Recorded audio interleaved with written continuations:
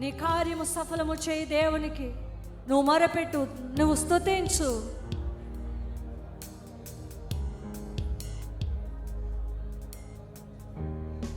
దేవా నీకు వందనాలు చెల్లిస్తున్నాం. స్తోత్రం స్తోత్రం. బిగ్గరగా స్వరం ఎత్తి ఇంకా కొన్ని నిమిషాలు దేవుని స్తుతిస్తామండి.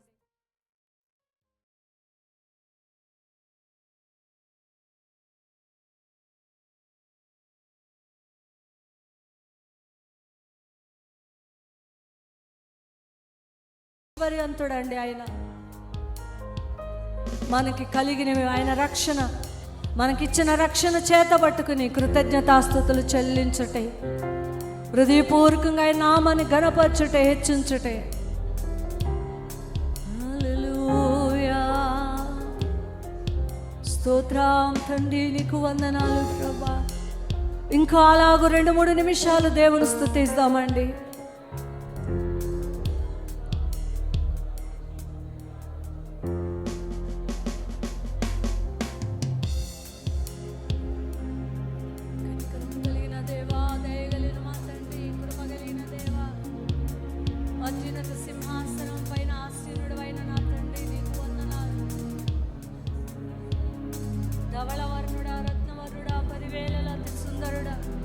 అతి కాంక్షణీయుడా నీకు వందనాలు చెల్లిస్తున్నాను ప్రభా. ఆకాశం అందున్న చూస్తున్న దేవా, పగలు మేఘస్తంభమే రాత్రి అగ్నిస్తంభం అయ్యుండి ఇశ్రాయేలు ప్రజలు నడిపించిన మా తండ్రి నీకు వందనాలు ప్రభా.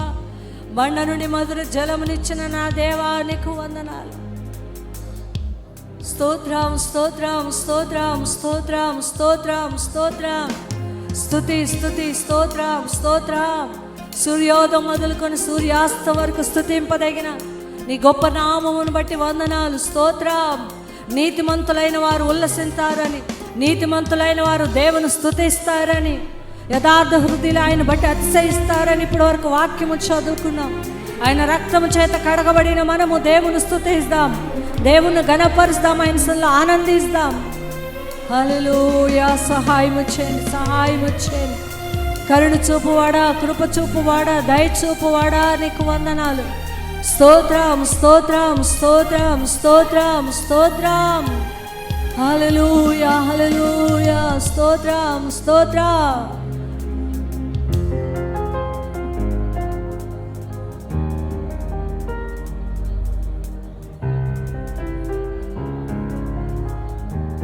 కనికరం పూర్ణుడా నీకు వందనాలు చెల్లిస్తున్నాం ప్రభా. ఇంత గొప్ప దేవుడు, ఇంత మంచి దేవుడు, మనకు తండ్రిగా దేవుడుగా ఉన్నందుకు, ఆయన సొత్తుగా ఆయన బిడ్డలుగా మనల్ని ఏర్పరచుకుని ప్రతిష్ఠించుకున్నందుకు మహిమ చెల్లిస్తామండి యేసయ్యకు.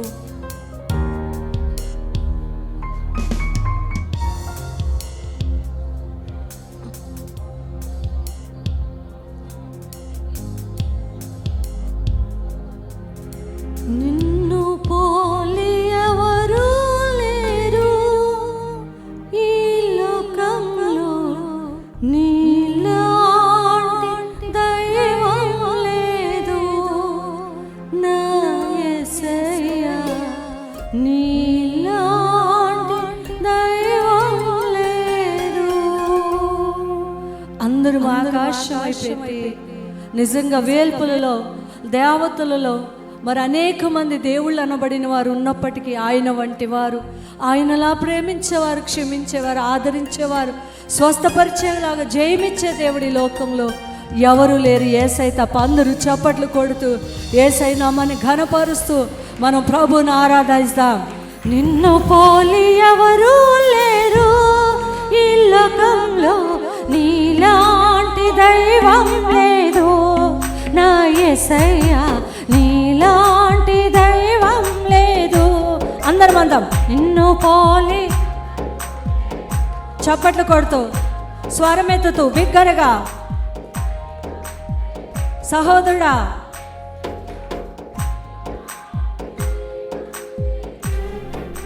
తల్లియు నీవే, నా తండ్రియు నీవే, తోడు నీవే, నా నీడా నీవే. అవును, ఒకని తల్లి వాళ్ళని ఆదరించినట్లు నేను మిమ్మల్ని ఆదరిస్తానని సెలవిచ్చిన దేవుడు. తండ్రి తన కుమారుడు ఎలా జాలి పడినట్లు తన యందు భయభక్తులు గలవారి ఎడల నేను జాలి పడతానని సెలవిచ్చిన దేవుడు.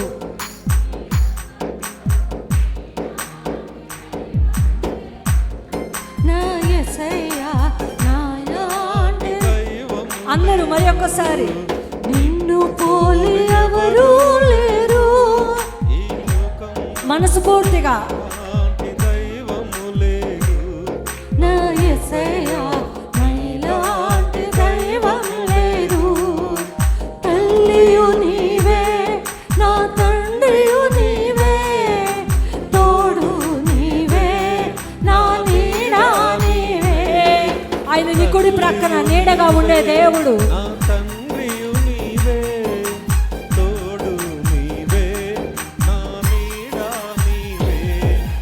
నిన్ను పోలి ఎవరు లేరు ఈ లోకంలో, నీలాంటి దైవం లేదు, నా యేసయ్యా నీలాంటి దైవం లేదు, తల్లియు నీవే.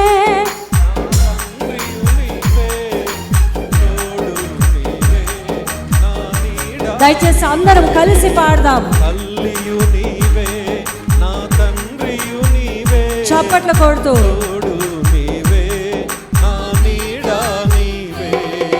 నిన్ను పోలి ఎవరు లేరు ఈ లోకంలో, నీలాంటి దైవం లేదు, నా యేసయ్యా నీలాంటి దైవం లేదు, తల్లియు నీవే నా తండ్రియు నీవే, తోడు నీవే నా నీడా. ఆయన నా తల్లిదండ్రి అని ఎవరు అనుకుని ఆయన ఆశ్రయిస్తూ ఆయన స్తుతిస్తారు. దేవుడు వారి పక్షంగా తల్లిగా తండ్రిగా వారికి తోడుగుండి నడిపిస్తాడు. అందరం కలిసి నిన్ను పోలి ఎవరు లేరు. దయచేసి అందరం కలిసి చప్పట్లు కొడుతూ యేసయ్యలో ఆనందిస్తాం. యేసయ్యా నీలాంటి దైవం లేదు, నిన్ను పోలి ఎవరు లేరు ఈ లోకంలో, నీలాంటి దైవం లేదు, నా యేసయ్యా నీలాంటి దైవం లేదు. చప్పట్లు కొడుతూ అవును ఆయన గొప్ప దేవుడు. పిండముగా రూపింపక మునిపే, గర్భమున రూపింపక మునిపే దేవుడు మనల్ని నిర్మించి ఏర్పాటు చేసుకున్న దేవుడు. స్తోత్రం, హల్లెలూయా. ఆయన సన్నిధానములో సంపూర్ణమైన సంతోష కలవు, నిత్య సుఖములు కలవు. అందరూ కళ్ళు మూసుకుని చప్పట్లు కొడుతూ యేసయ్యలో ఆనందిస్తాం. Thank you lord. పిండముగా ఉండగా దేవుడు మనల్ని చూచాడు. పిండమునై నేనుండగా నీ కనులు నన్ను చూచెనే,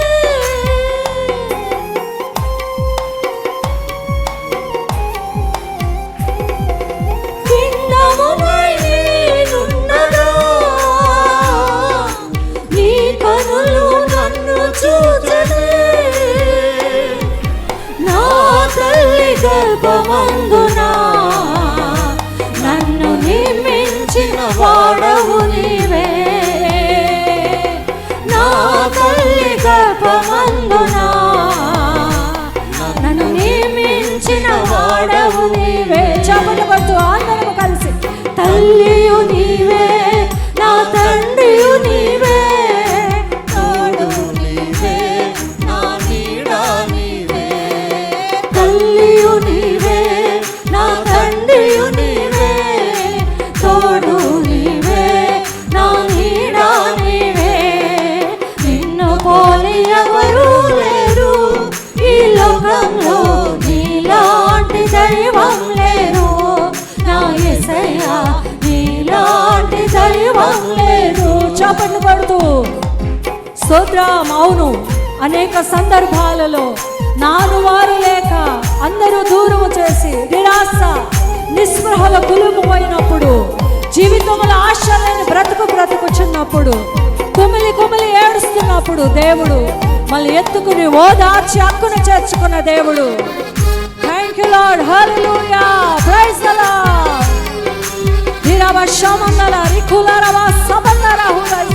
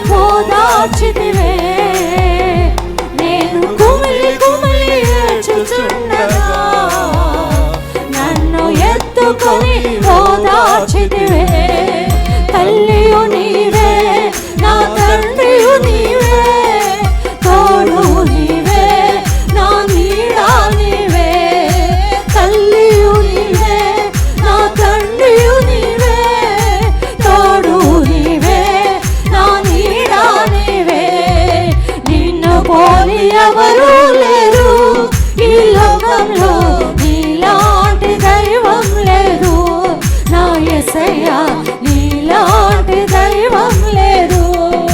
చప్పట్లు కొడుతూ స్తోత్రం. Thank you lord. నన్ను ఎవరు చూడట్లేదు, దేవుడు నన్ను ప్రార్థన ఆలకించట్లేదని నువ్వు అనుకుంటున్నావేమో. ఇశ్రాయేలు మూల్ఖులను విన్న దేవుడు, ఇశ్రాయేలు శ్రమ చూసిన దేవుడు ఈరోజు నిన్ను నన్ను చూస్తావు నా దేవుడు.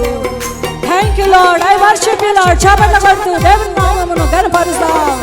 హల్లెలూయా. స్తోత్రం. ధీరమ శమందలర కులరవ సమందరవ.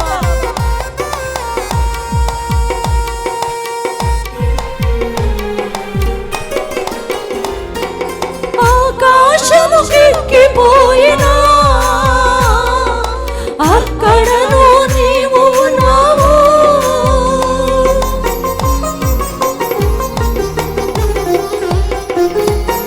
ఆకాశము ఎక్కిపోయినా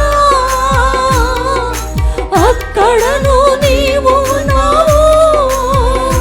నేను పాతాళంలో పండుకొనినా అక్కడను నీవు ఉన్నావు. ఆయన ఈరోజు మన మధ్యలో ఉన్నాడు. అందరూ చప్పట్లు కొడుతూ అక్కడను నీవు ఉన్నావు. తల్లియు నీవే, నా తండ్రియు నీవే, తోడు నీవే, నా నీడా నీవే. తల్లియు నీవే, నా తండ్రియు నీవే, తోడు నీవే, నా నీడా నీవే. నిన్ను పోలి ఎవరు లేరు. చేతులు ఆకాశం అయిపోతూ చప్పట్లు కొడుతూ నా యేసయ్యా, నీలాంటి దైవం లేదు. నా జీవితాన ఆశ లేదని, నా బ్రతుకంతా భారమేనని, నా జీవితాన ఆశ లేదని, నా బ్రతుకంతా భారమేనని, నేను కుమిలి కుమిలి ఏడ్చుచుండగా నన్ను ఎత్తుకుని ఓదార్చితివే.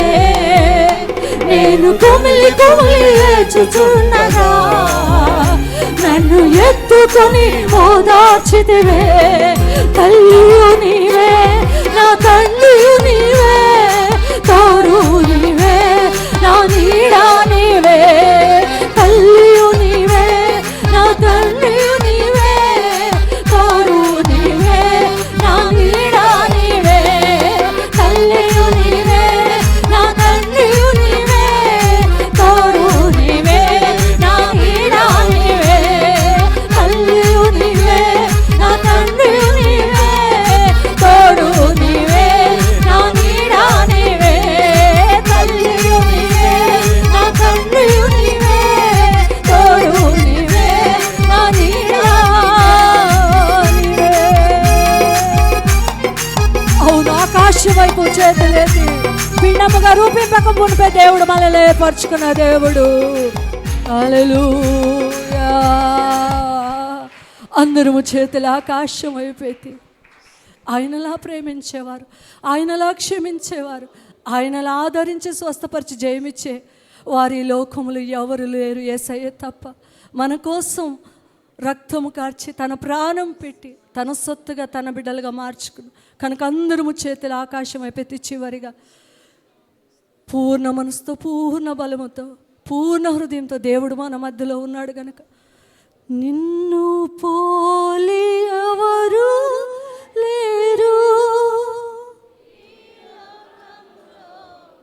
నీలాంటి దైవము లేరు నా యేసయ్యా, నీలాంటి దైవము లేరు.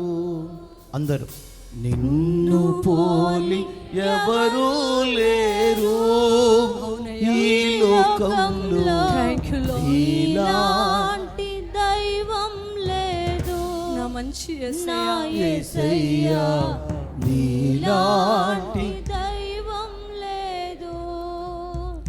జీవితాన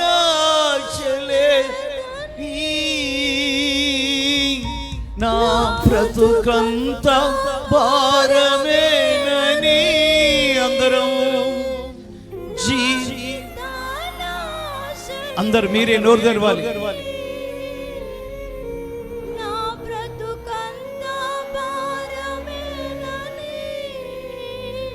నేను కుమిలి కుమిలి ఏడ్చుచుండగా నన్ను ఎత్తుకొని ఓదార్చితివే. నేను కుమిలి కుమిలి ఏడ్చుచుండగా నన్ను ఎత్తుకొని ఓదార్చితివే.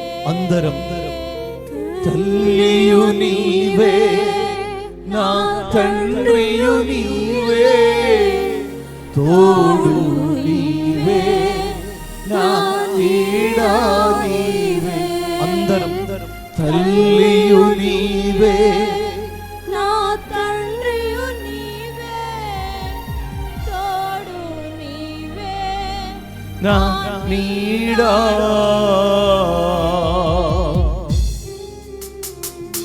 చేతులందరం ఆకాశం వైపు. నిజమే జీవితాన ఆశ లేదని నేను కుమిలి కుమిలి ఏడ్చుచుండగా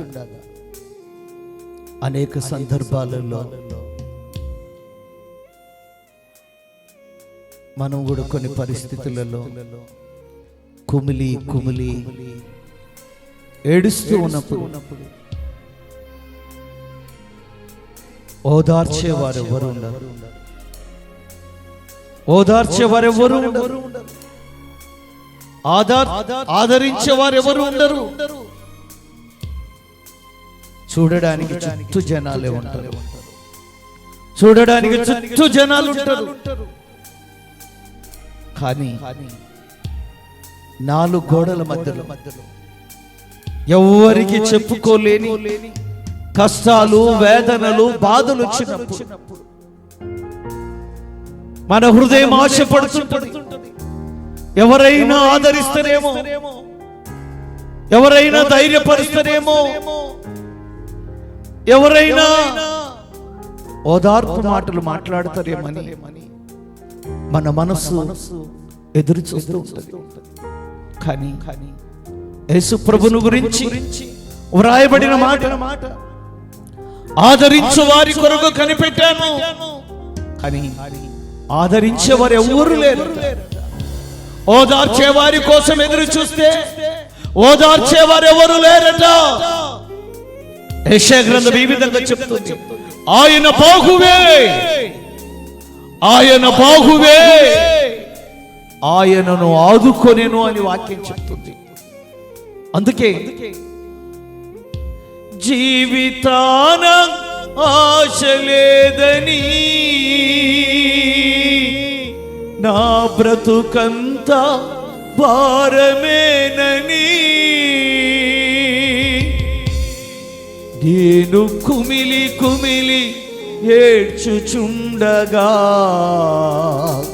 నన్ను ఎత్తుకొని ఓదార్చితివే.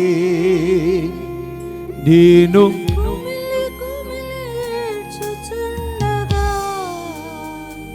నన్ను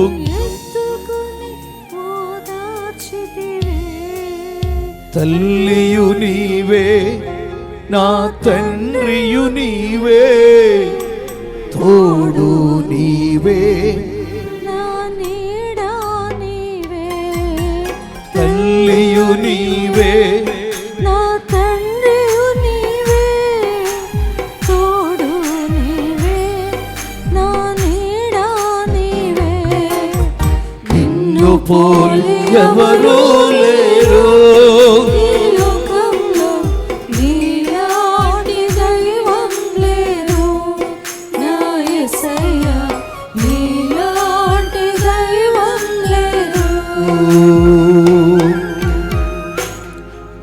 సంరక్షకుడు లేకపోవుట ఆయన చూచిన, మధ్యవర్తి లేకుండుట చూచి ఆశ్చర్యపడి, సహాయము చేసేవారు ఎవరు లేరట. కాబట్టి ఆయన బాహువు, ఆయనకు సహాయం చేశాను. ఆమేన్. ఆయన నీతియే ఆయనకు ఆధారమాయను. స్తోత్రం. Thank you lord. ఆయన బాహువే ప్రార్థన. అందరం కళ్ళు మూసుకుందాం.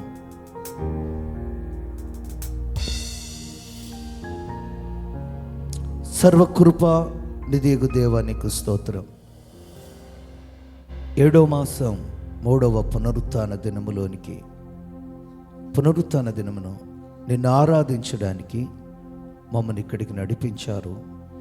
అందును బట్టి నీ నామమును స్తుతిస్తున్నాను.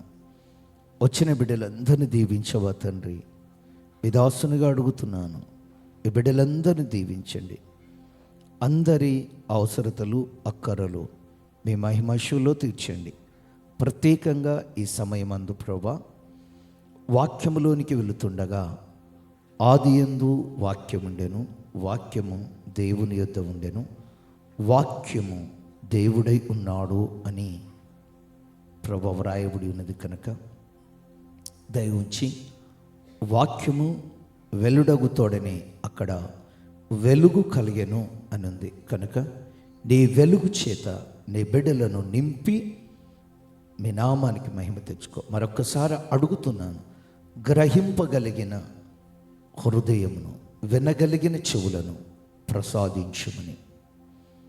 ప్రభా, పరిశుద్ధాత్మ దేవుడా, ఒప్పింపజేసే ఆత్మ దయ ఉంచి మా మధ్యలోనికి రమ్మని యేసుక్రీస్తు నామములో ప్రార్థన చేయుచున్నాం తండ్రి. ఆమేన్, ఆమేన్. అందరం కూర్చున్నాం. క్రీస్తునందు ప్రియమైన దేవుని బిడ్డలారా, మీ అందరికీ యేసుక్రీస్తు నామములో నా యొక్క శుభములు, వందనాలు తెలియజేస్తున్నాను. దేవుడు నమ్మదగినవాడు, ఆయన మనందరినీ ప్రేమిస్తున్నాడు. ఆమేన్. ఆమేన్. హల్లెలూయా. హల్లెలూయా. ఈ వారము బాప్తిస్మాలు ఉంటాయి, గుర్తుపెట్టుకోనండి. బాప్తిసాల కోసం అందరూ కూడా ప్రార్థన చేయండి. ఇందాక మెసేజ్ పెట్టింది, ఏది హౌస్లో నీళ్ళు నింపలేదని. అయిపోయినమ్మటే జోనాథన్ ఉన్నాడా? ఉన్నావా? ఓకే, మంచిది. దర్శన్ గారు కూడా ఉన్నారు. ఈ బోర్ నుండి దర్శన్ గారి వాళ్ళ బోర్ నుండి నింపండి, తొందరగా అయిపోతుంది. మంచిగా దర్శన్ గారు వాళ్ళ బోర్లో ఫుల్ నీళ్ళు ఉన్నాయి కనుక, డైరెక్ట్ ఉంది కదా, దానికి ఏం పెట్టలే కదా, దాంతో తొందరగా నేను నిండుతుంది కనుక. మనదైతే చాలా లేట్ అవుతుంది. దర్శన్ గారు వాళ్ళ డైరెక్ట్ బోర్ ఉంది కనుక ఆ పైపు పెట్టి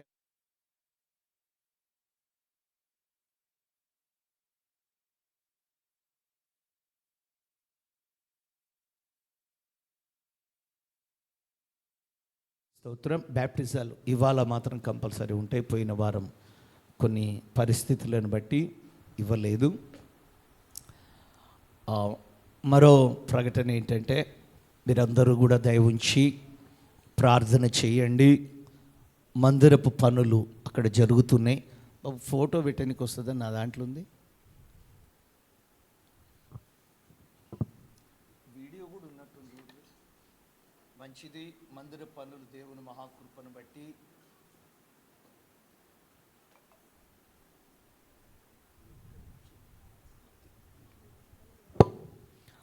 చాలా వరకు దేవుని మహాకృపను బట్టి మీరందరూ దయ ఉంచి విడవక ప్రార్థన చేయండి. విడవక ప్రార్థన చేయండి.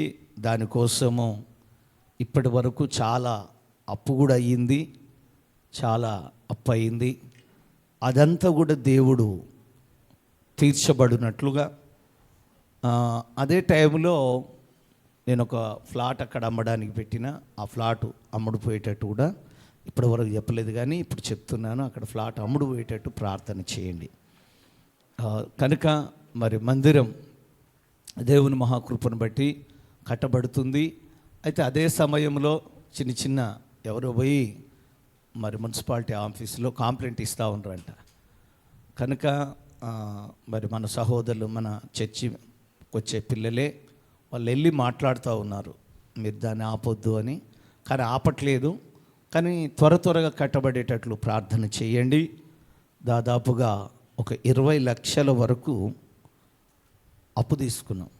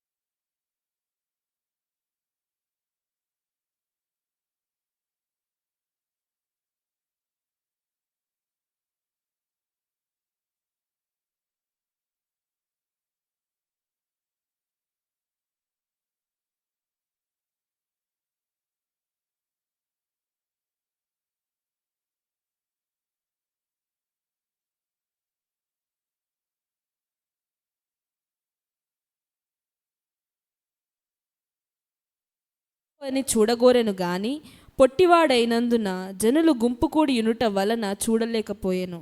అప్పుడు యేసు ఆ త్రోవను రానయుండెను గనుక అతడు ముందుగా పరుగెత్తి ఆయనను చూచుటకు ఒక మేడు చెట్టు ఎక్కెను. యేసు ఆ చోటికి వచ్చినప్పుడు కన్నులెత్తి చూచి, జక్కయ్య, త్వరగా దిగుము, నేడు నేను నీ ఇంట నుండవలసి ఉన్నదని అతనితో చెప్పగా అతడు త్వరగా దిగి సంతోషముతో ఆయనను చేర్చుకొనెను. అందరూ అది చూచి, ఈయన పాపి అయిన మనుష్యుని యొద్ద బస చేయ వెళ్ళనని చాలా సనువుకొనిరి. జక్కయ్య నిలవబడి, ఇదిగో ప్రభువా, నా ఆస్తిలో సగము బీదలకిచ్చుచున్నాను. నేనెవని యొద్దనైనను అన్యాయముగా దేనినైనను తీసుకున్న ఎడల అతనికి 4 గంతలు మరలా చెల్లింతునని ప్రభువుతో చెప్పెను. అందుకు యేసు, ఇతడును అబ్రహాము కుమారుడే, ఎందుకనగా నేడు ఈ ఇంటికి రక్షణ వచ్చి ఉన్నది. నశించిన దానిని వెదకి రక్షించుటకు మనుష్య కుమారుడు వచ్చెనని అతనితో చెప్పెను. ఆమేన్. చాలు. మరొకసారి 2 చేతులు ఎత్తి దేవునికి వందనాలు చెప్దాం. హల్లెలూయా. దేవుని సంగమా, దేవుని బిడ్డలారా, ఈ 19వ అధ్యాయములో పొట్టి జక్కయ్య గురించి కొన్ని వచనాలు ఉంది. ఆ తర్వాత 12వ వచనం నుంచి రాజకుమారుని గురించి, ఆ తర్వాత కొన్ని తలాంతులు ఇచ్చాడు అని ఆ తలాంతులను గురించి వ్రాయబడి ఉన్నది. ఆ తర్వాత యెరూషలేముకు వెళ్ళడానికి ఆయన సిద్ధపడ్డాడు. దేవుడు దర్శించిన కాలము నువ్వు తెలుసుకుంటే నీకు నెమ్మది సమాధానం ఉండేది అని ఆయన ప్రవచన రూపకంగా చెప్తాడు. ఆ తర్వాత ఆ గాడి పిల్లని తీసుకొని రండి అని చెప్తాడు. కనుక ఈ విధంగా వచ్చే వారం కొన్ని విషయాలు ఒకవేళ ప్రభు చిత్తమైతే ముందుకు సాగుదాం. మొత్తం మీద ఈ దినము ప్రభువైన యేసుక్రీస్తు వారు సంచరించుచు ఎరికో పట్టణములో ప్రవేశించి దాని గుండా పోవుచుండెను.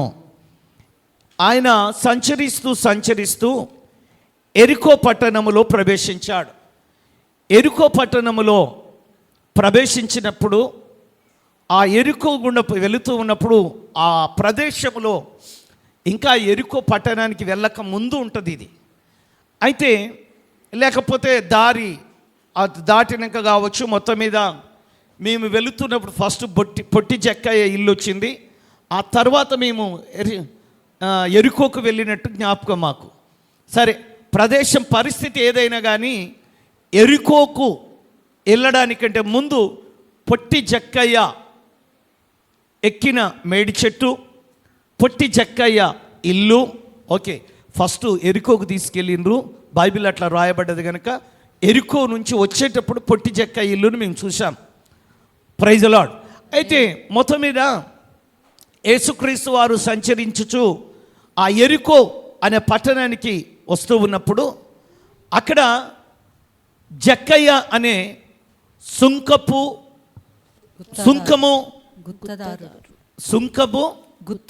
గుత్తేదారుడు అంటే సుంకము వసూలు చేసేవాడు, వడ్డీ వ్యాపారం చేసేవాడు, చాలా ధనవంతుడు అని బైబిల్లో వ్రాయబడి ఉన్నది.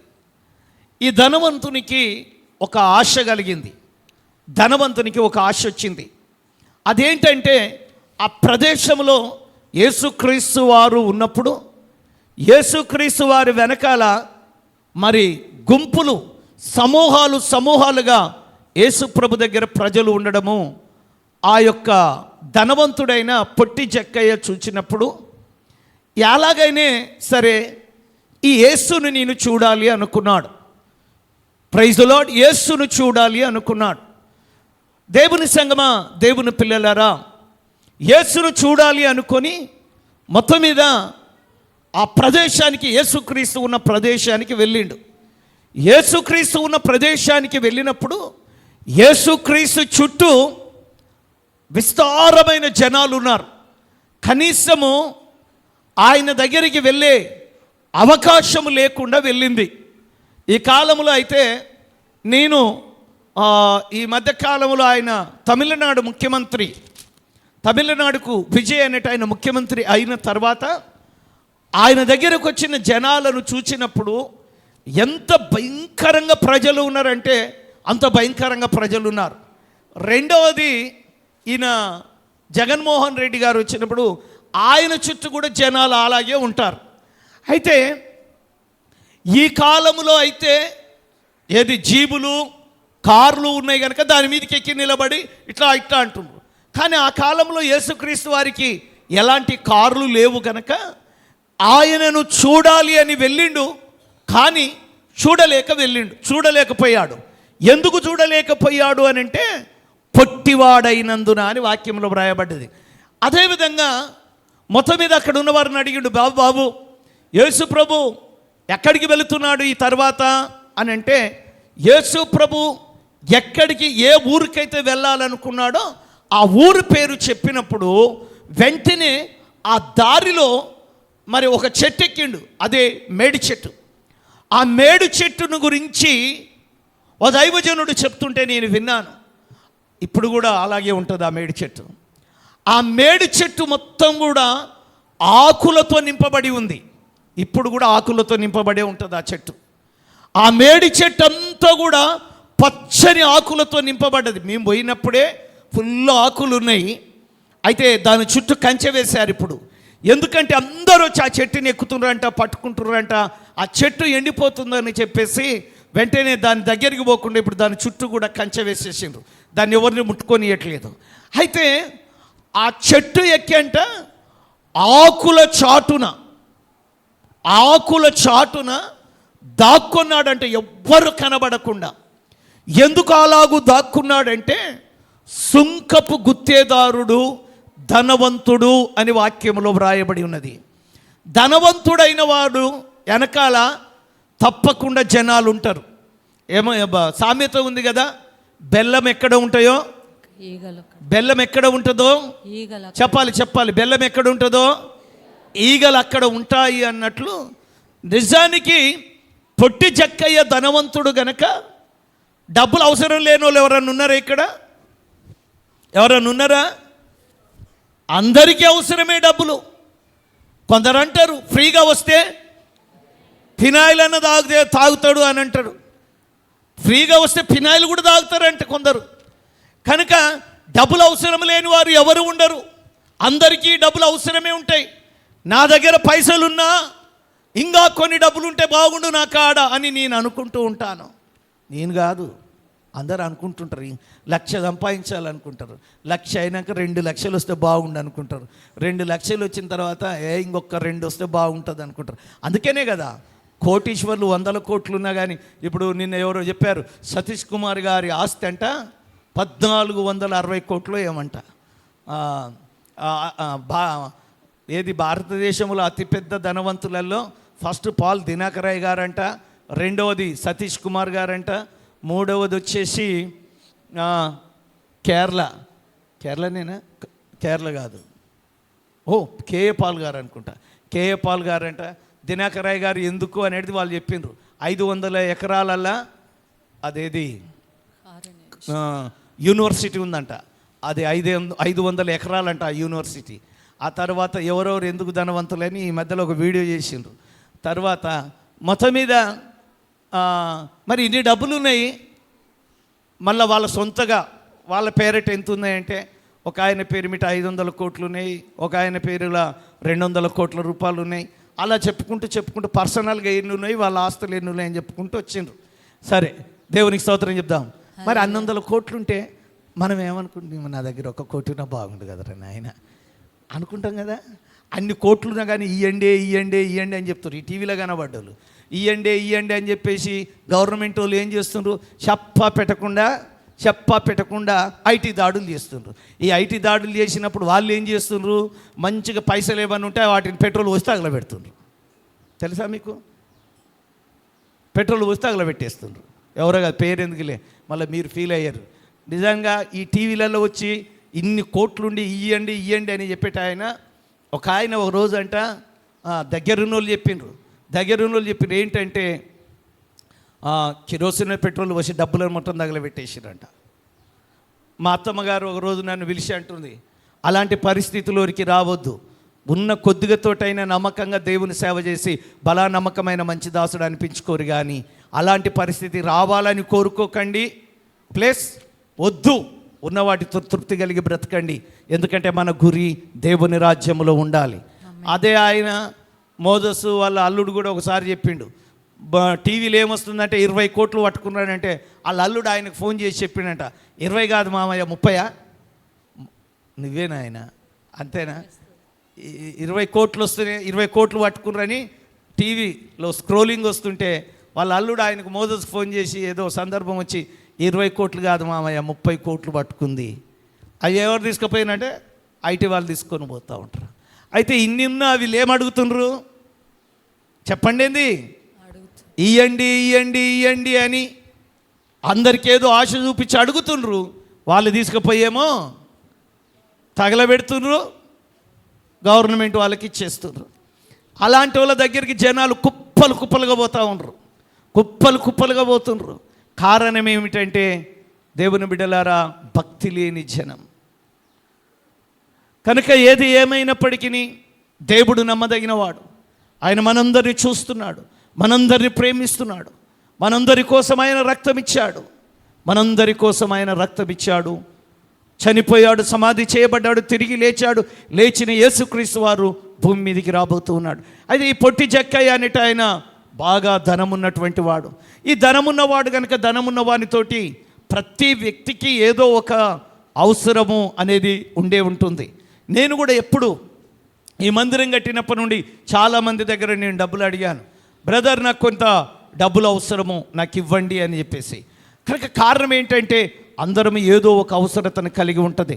అవసరత ఉన్న వ్యక్తులు తప్పకుండా ఉండే ఉంటారు. కనుక పొట్టి జక్కయ్య అవసరత కూడా ఆ గ్రామంలో లేక ఆ ప్రదేశంలో చాలామంది కలిగి ఉంటారు.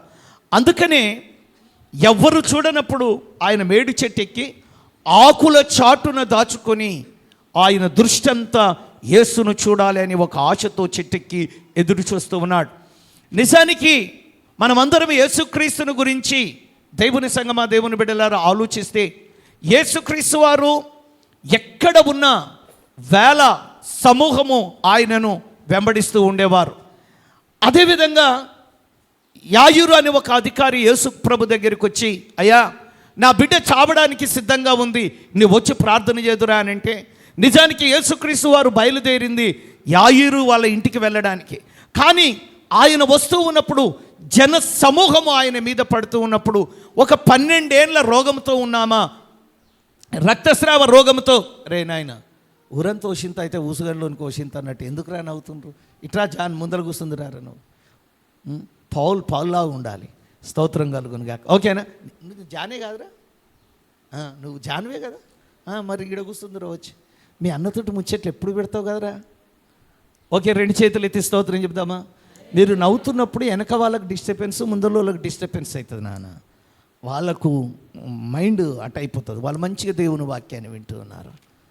2 చేతులు ఎత్తి దేవునికి వందనాలు చెప్దాం. హల్లెలూయా.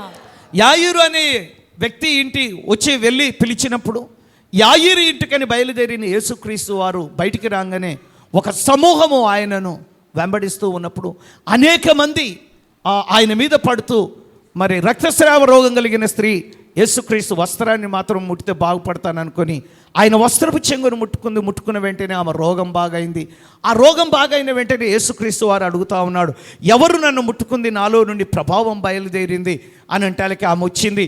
తనకు జరిగినదంతా యేసు ప్రభుకు 12 ఏళ్ల నుండి ఎన్ని శ్రమలు, ఎన్ని ఇరుకులు, ఎన్ని బాధలు అనుభవించిందో ఆ విషయం అంతా యేసు ప్రభు వారికి చెప్పే లోపల చాలా సమయం అయింది.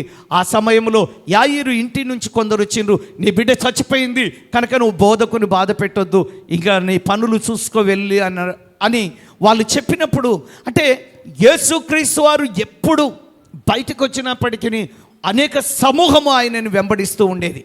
అదేవిధంగా ఈ పొట్టి జక్కయ్య యేసు ప్రభు ఎప్పుడు వచ్చాడో, ఎన్ని గంటల తర్వాత వచ్చాడో మనకు తెలియదు. కానీ దేవుని బిడ్డలారా, మొత్తం మీద ఈయన అనుకున్న స్థలంలో యేసును కనుగొనలేకపోయాడు గనక ఎలాగైనా సరే దేవుని బిడ్డలారా యేసును నేను చూడాల్సిందే అనే ఒక పట్టుదలతో మొత్తం మీద యేసుక్రీస్తు వారిని చూడాలని ఒక పట్టుదలతో ఆయన వెళ్ళే దారిని కనుక్కొని ఆ చెట్టుకి యేసుక్రీస్తు వారి కోసం ఎదురు చూస్తూ ఉన్నాడు. ఎంత సమయం ఎదురు చూచాడో మనకు తెలియదు. నిజంగా దేవుని సన్నిధానంలో ఎంతమంది ప్రభా నాతో మాట్లాడమని అడుగుతూ ఉన్నారు, ఎంతమంది నాకు కనబడవా ప్రభా అని అడుగుతూ ఉన్నారు. హృదయ శుద్ధి కలిగిన వారు ధన్యులు, వారు దేవునిని చూచెదరు అని వాక్యం చెప్తా ఉంది. కానీ దేవుని సంగమా, ఎంతమంది నిజంగా యేసు ప్రభు నాకు కనబడు, యేసు ప్రభు నాతో మాట్లాడమని నిజంగా యేసు ప్రభు కళల ద్వారా మాట్లాడతాడు, దర్శనాల ద్వారా మాట్లాడతాడు, వాక్యం ద్వారా మాట్లాడతాడు, ప్రవక్తల ద్వారా కూడా మాట్లాడతాడు. ఇవి కాకుండా డైరెక్ట్గా ఆయన మాట్లాడతాడు, డైరెక్ట్గా ఆయన కనబడతాడు. రెండు చేతులు ఎత్తి దేవునికి స్తోత్రం చెప్దాం. ఎందుకంటే హృదయ శుద్ధి కలిగిన వారు ధన్యులు, వారు దేవునిని చూస్తారు అని వాక్యం చెప్తా ఉంది. ఆ పాస్టర్ గారు మోషేతో దేవుడు చెప్పాడు కదా, నా ముఖమును చూసి ఏ వ్యక్తి కూడా బ్రతకలేడు అని. అంత మాత్రమే కాదు, యోహాను పత్రికలో ఎప్పుడు ఎవరు ఎన్నడూ కూడా దేవుని చూడలేదు, ఏ నరుడు కూడా ఆయనను చూడలేడు. మరి ఇదెందుకు రాయబడ్డది? హృదయ శుద్ధి కలిగిన వారు దేవుని చూస్తారు అని అంటే, దేవుని బిడ్డలారా, సంసోను తండ్రి మనోహ భార్య దేవుని దూతను చూచినట్లు వాక్యములో వ్రాయబడి ఉన్నది. అదేవిధంగా అబ్రహాము 3 మనుషులుగా దేవునిని చూసినట్లు వాక్యములో వ్రాయబడి ఉన్నది. అయితే నిజంగా ఆయనగా ఎవరు మనము చూడలేదు. కానీ ప్రభు అయిన యేసుక్రీస్తు వారు 2026 సంవత్సరాల క్రితం మానవునిగా ఈ లోకానికి వచ్చిండు. ప్రైజ్ ది లార్డ్, హల్లెలూయా. ఆ స్వరూపాన్ని నీవు నేను మనము చూడగలము. ఎందుకనంటే యెహోవా దూత గురించి మనోహ భార్య అంటూ ఉంది, ఆ మనుష్యుడు దేవదూత స్వరూపంగా ఉన్నాడు అని అంటాడు. అబ్రహాము తోటి దగ్గరికి వచ్చినప్పుడు కూడా 3 మనుషులుగా దేవుడు అబ్రహాముకు ప్రత్యక్షమైనట్లు మనం చూస్తూ ఉన్నాం. కనుక ఆయనగా అసలు స్వరూపాన్ని మనము చూడలేము. కానీ దేవుని బిడ్డలారా, ఆయన ఎలా కనబడ్డాడంట? దేవదూత ఆకారములో ఒక మనుష్యుడు నాతో వచ్చి ఈలాగు మాట్లాడాడు అని మనోహ భార్య చెప్తా ఉంది. కనుక హృదయ శుద్ధి కలిగిన వారు ధన్యులు, ఆయనను చూడగలరు. పాట పాడతాడు కదా, నిన్ను చూడ కనులియుమా దేవా, నిన్ను పాడ స్వరబియుమా, నిన్ను చూడ కనులియుమా దేవా, నిన్ను పాడ స్వరబియుమా, సర్వేంద్రియానాం నయనం ప్రధానం, నయనం ప్రధానం, నిన్ను చూడ కనులియుమా దేవా, నిన్ను పాడ స్వరబియుమా, నిన్ను చూడ కనులియుమా దేవా, నిన్ను పాడ స్వరబియుమా. జగత్తు ఇలను దృష్టింపకను, నా కన్నులను త్రిపివేయుము. జగత్తు ఇలను దృష్టింపకను, నా కన్నులను త్రిపివేయుము. నా యజమానుడని వైపు చూచి, నా యజమానుడని వైపు చూచి, విజయము పొందగా నిజ బలమిమ్ము, నిన్ను చూడ కనులియుమా దేవా, నిన్ను పాడ స్వరబియుమా, నిన్ను చూడ కనులియుమా దేవా, నిన్ను పాడ స్వరబియుమా, నిన్ను చూడ కనులియుమా దేవా, నిన్ను పాడ స్వరబియుమా, నిన్ను చూడ కనులియుమా దేవా, నిన్ను పాడ స్వరబియుమా, నిన్ను చూడ కనులియుమా దేవా, నిన్ను పాడ స్వరబియుమా, నిన్ను చూడ కనులియుమా దేవా, నిన్ను పాడ స్వరబియుమా. అనేక మంది ఏవేవో చూడాలి అనుకుంటారు. కానీ ఈ పొట్టి చెక్కయ్య బాగా ధనమున్నోడే కానీ యేసును చూడాలి అని ఎన్నో గంటలు ఎదురు చూశాడు. ఈరోజు దేవుని స్వరం వినడానికి ఎంత సమయం నువ్వు గడుపుతున్నావు? నాతో మాట్లాడవా ప్రభు అని నేను చెప్తాను ప్రాక్టికల్గా. యేసయ్యా నువ్వు నాకు కనబడాలి, నాతో మాట్లాడాలి అని 3 రోజులు ఉపవాసం ఉన్నాను. 3 రోజులు ఉపవాసం ఉండి, ప్రభువా నాకు కనబడు, నీ స్వరము నాకు వినిపించు అని 3 దినాలు ఉపవాసం ఉండి ప్రార్థన చేశాను. కానీ ఆయన కనబడలే. ఆయనను చూడలే. కానీ ఒక చిన్న కళ, ఒక ఇద్దరు తెల్లని వస్త్రాలు ధరించుకొని నా దగ్గర వచ్చి నిలబడ్డారు. కళ్ళు తెరిచిన, యేసు రక్తం చేయం. అదే వాళ్ళు మాట్లాడలే. టక్కున మెలకొచ్చింది. అదేందో నాకు అర్థం కాలే. అయిపోయింది. నెంబర్ 1. మరోసారి యేసు ప్రభా నీ చౌటుప్పల ప్రాంతంలో పెళ్ళయింది. యేసు ప్రభా సేవ చేస్తున్నాను, కానీ ఎవ్వరు మందిరానికి రావట్లేదు, డబ్బులు లేవు. అసలు నేను ఈ ప్రదేశంలో ఉండాలా, వేరే ప్రదేశానికి వెళ్ళాలా అని తూప్రాంపేటలో 3 దినాలు, 3 పగళ్ళు 3 రాత్రులు ఏం తినకుండా ప్రార్థన చేస్తున్నాను. తాగుతున్నాను, ఏది మజ్జిగ, జస్ట్ చాయ్ కూడా తాగుతున్నది, ప్రార్థన చేస్తున్నాను. 3 రోజులు అయిపోతుంది, తెల్లవారుతుంది. ఏడుస్తూ ఉన్నాను. ప్రార్థన చేసిన 3 గంటలకు లేచి అయిపోయింది. మా ఝాన్సీ ఉంది, ఆ మాట సైడ్ తిరిగింది, నేను ఇటు సైడ్ తిరిగి పడుకొని ప్రార్థన చేస్తలేను. ప్రార్థన అయిపోయింది. ఏడుస్తున్నాను, కళ్ళల్లో నీళ్ళు ఇలా కారిపోతూ ఉన్నాయి. ఏం పడుకొని ఏం చేస్తున్నంటే, ప్రభా నువ్వు కనబడను లేదు, మాట్లాడను లేదు. చివరికి నేను అసలు ఇక్కడ సేవ చేయొద్దంటే అది కూడా నువ్వు చెప్పలేదు. ఇక నా బ్రతకంతా ఇంతేనా, నేను ఓడిపోయిన వ్యక్తిగా ఉన్నాను ప్రభా అని ప్రార్థన చేస్తలేను. మనసులో బాధపడుకుంటూ అలా పడుకున్నాను. కళ్ళల్లో నీళ్ళు గారి ఇట్లా పోతూ ఉన్నాయి. జస్ట్ నిద్రపోతున్నట్లు సగం నిద్రొస్తుంది. ఆ సమయంలో ఒక దర్శనం కనబడుతుంది. సగం మెలకుతో ఉన్నాను. ఒక ఇద్దరు వ్యక్తులు వెతుక్కుంటూ నా దగ్గరికి వచ్చారు.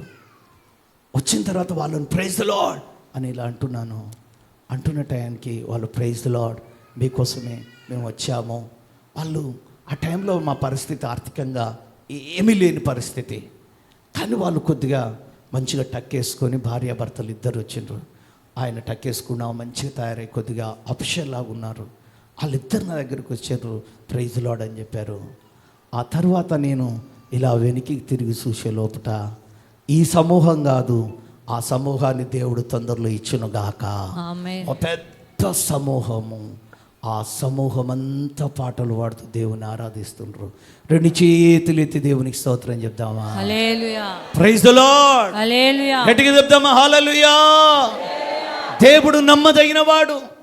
దర్శనముల ద్వారా మాట్లాడే దేవుడు, కళల ద్వారా మాట్లాడే దేవుడు, ప్రవక్తల ద్వారా మాట్లాడే దేవుడు, వాక్యము ద్వారా మాట్లాడే దేవుడు, కనబడే దేవుడు కూడా. దేవునికి స్తోత్రం కలుగునుగాక. ఆమేన్. అప్పుడు నేను ఇక్కడే నిలబడి సేవ చేయాలి అనేది అప్పుడు డిసైడ్ అయ్యాను. కనుక దేవుని సంగమా, దేవుని పిల్లలరా, పొట్టి చెక్కయ్యకున్న ఆశ ఏంటంటే నేను యేసును చూడాలి. నిజంగా యేసును చూడాలని ఎన్ని రోజులు ఉపవాసం ఉన్నావు? ఎన్ని గంటలు నువ్వు ప్రార్థన చేశావు? మాట్లాడమని ఎన్ని గంటలు, ఎంతసేపు ఉన్నావు? పొట్టి చెక్కయ్య చాలా సమయం ఉన్నాడు. ఈరోజు 12 గంటలకు వస్తారు. 12 గంటలకు వచ్చి కూడా మనం ఎప్పుడు చూసినా ఇంకా అయిపోతలేదు. వచ్చేదే లేటు. కానీ మన దృష్టి అంతా ఎక్కడ ఉంటుంది? వాచ్ మీద.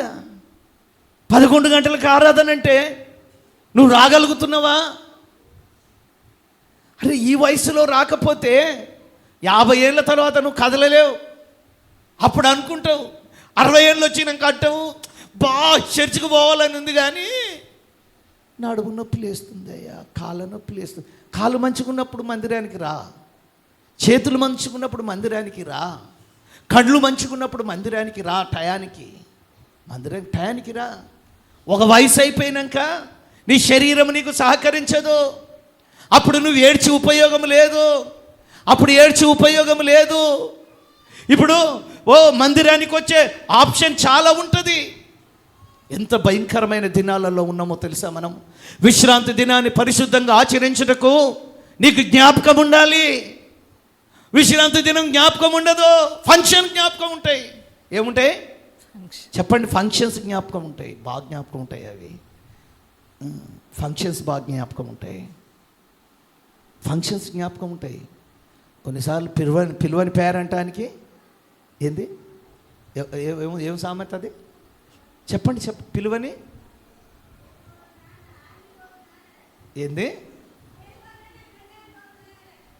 ఓహో, నేను వదునా నా పెళ్ళని వదు, పిలువని పేరంటానికి. అది నాకు కరెక్ట్ జ్ఞాపకం లేదు. ఊర్లో పెళ్ళికి ఊర్లో పెళ్ళి కుక్కలాడవుడి. ఆ పెళ్ళి మీ వాళ్ళది కాదు, మీ చుట్టాలది కాదు, కానీ అడవుడు అంతా ఉంటుంది. ఈడ దేవుని సన్నిధిని దూరపరుచుకొని ఆరాధించవలసిన సమయాన్ని, ప్రభు దినాన్ని ప్రభుకి ఇవ్వాలి. అందుకే పాత దేవుని యందు భయభక్తులు కలిగిన వారి జీవితాలను ఒకసారి పరిశీలిస్తే ఆదివారం పొద్దున పూట ఏ ఫంక్షన్స్ పెట్టరండి. దేవునికి స్తోత్రం. అందుకే మీరు ప్రత్యేకింపబడిన వ్యక్తులుగా మీరు కనబడాలి. ఆమేన్. గట్టిగా చెప్పండి కూడా దేవునికి స్తోత్రం చెప్తామా? యథార్థం చెప్పాలా? ఏమండి, నేను కాకుండా మా ఇంట్లో ఇంకా 10 మంది ఉన్నారు. 2 చెల్లెళ్ళు, అన్న తమ్ముళ్ళు కలిపి, ఇంకా నేను కాకుండా మా నాన్నకి ఎంతమంది అవుతామో చెప్పండి? 10 మంది ఉన్నారు. ఇప్పుడు మా ఇల్లు మొత్తం పెట్టుకుంటే 30-40 మంది అవుతారు. మా అన్న పిల్లలు, మా తమ్ముళ్ళ పిల్లలు అందరు కలిపితే నా ఒక్కని కొరకు ఆదివారం డేట్ మార్చేసుకుంటారు. నా ఒక్కని కొరకు ఆదివారం పెట్టుకోరు. Praise the Lord. గట్టి చెప్దామా? ఎవరి కోసం? అయ్యా, నువ్వు ఆదివారం పూట పెడితే ఎట్టా రావు, కానీ వేరే డేట్ పెట్టుకుంటాం పట్టు. ఒక్కని కొరకు డేట్ చేంజ్ చేసి, నీ ఒక్కని కొరకు డేట్ చేంజ్ కావాలి. Praise the Lord. నువ్వు అంత విలువ కలిగిన వ్యక్తిగా నువ్వు మార్చబడాలి. Praise the Lord. గట్టి చెప్పు, నువ్వు ఒక విలువ కలిగిన వ్యక్తిగా మార్చబడాలి. నీ సమాజానికి, నీ ఇంటి వారికి, నీ రక్త సంబంధులకు, నీ బంధువులకు, నీ స్నేహితులకు నువ్వు ఒక విలువైన వ్యక్తిగా నువ్వు మార్చబడాలి. దేవుని ప్రేమ, దేవుని యొక్క మహిమను, ప్రైజ్ ది లార్డ్, దేవునికి స్తోత్రం చెప్తామా? నీ మాటలో, నీ నోటిలో దేవుని మాటలు ఉండాలి. గట్టిగా చెప్పండి కొడతామా? నీ నోటిలో దేవుని మాటలు ఉండాలి. హల్లెలూయా. ఏమండి, సౌండ్ తక్కువ పెట్టు. నిన్న 2 రోజుల క్రితం నేను ఒక ఆయనతో మాట్లాడుతున్నా. వినబడుతుంది అందరికీ?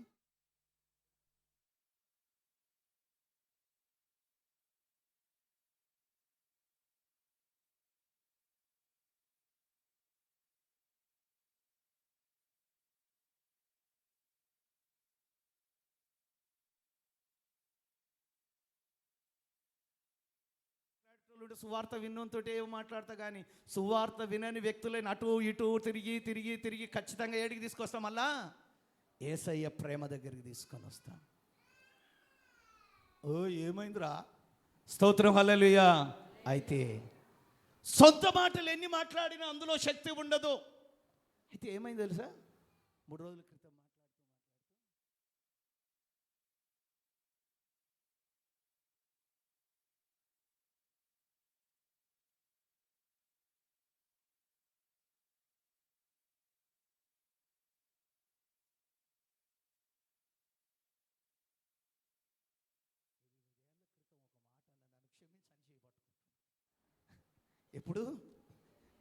ఎప్పుడు ఎన్నేళ్ళ క్రితం?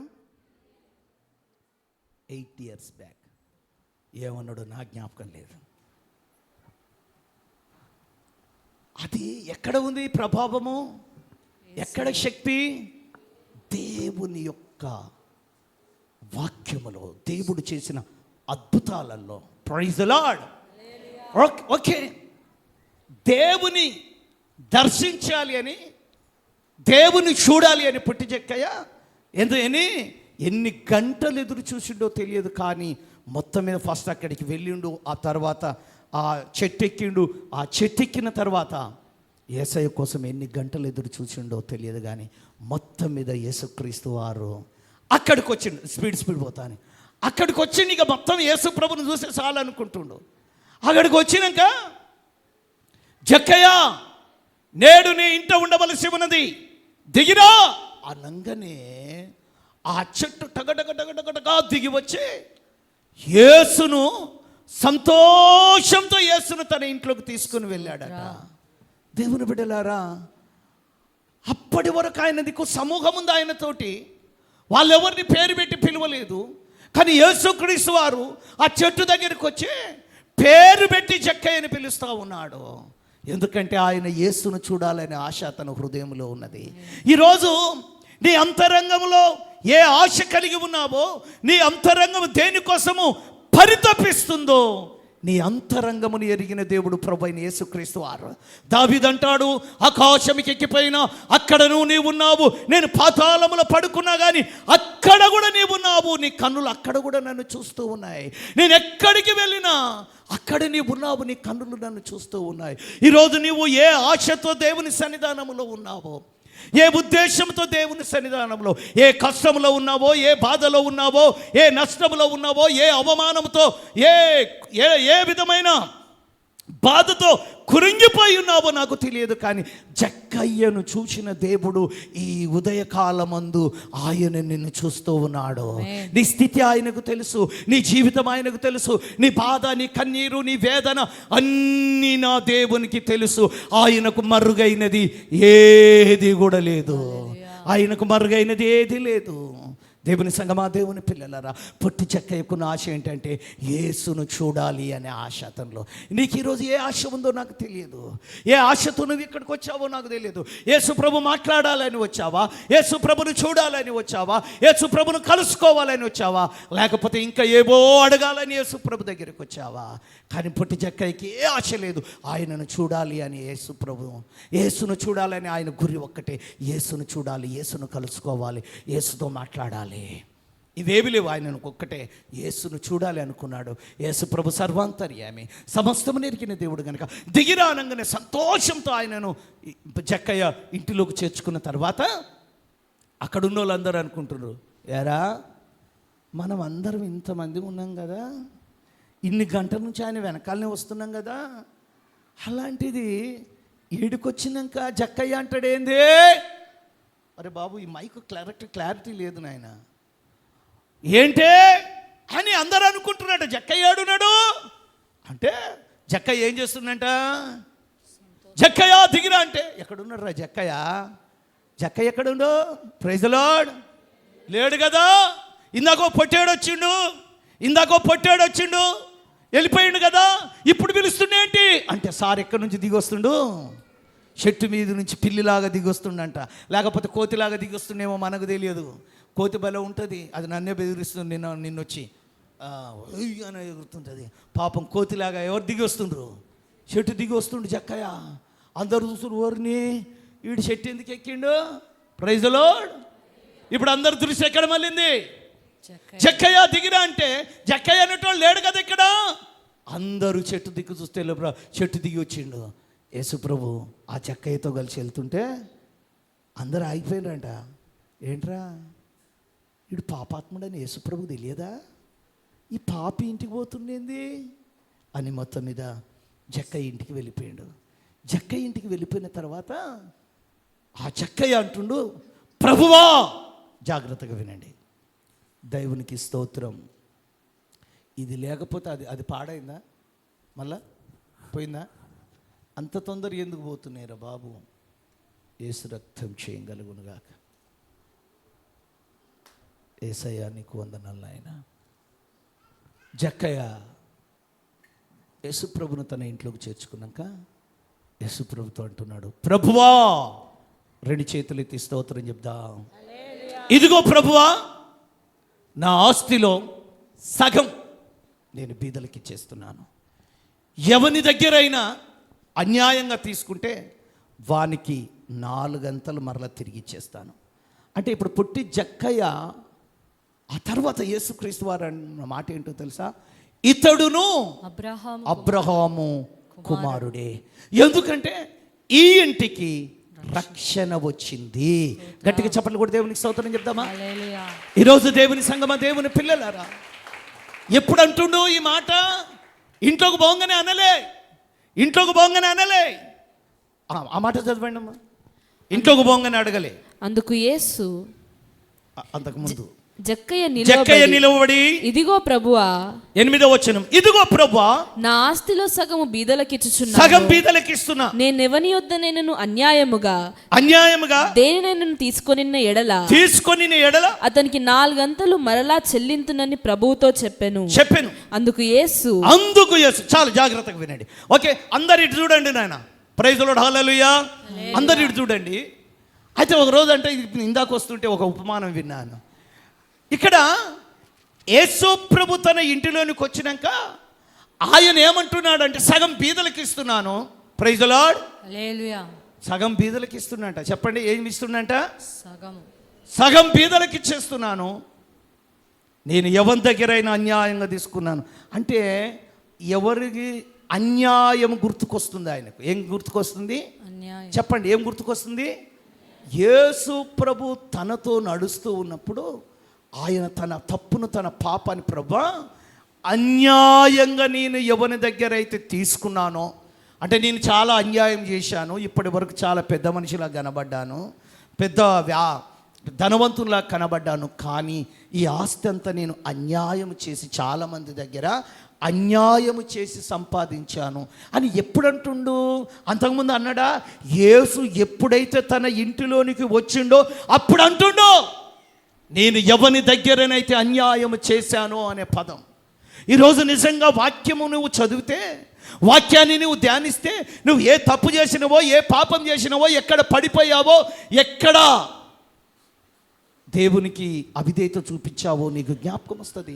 యేసుక్రీస్తు లేనప్పుడు నేను అన్యాయం చేస్తున్నానే విషయం ఆయనకు అర్థం కాలే.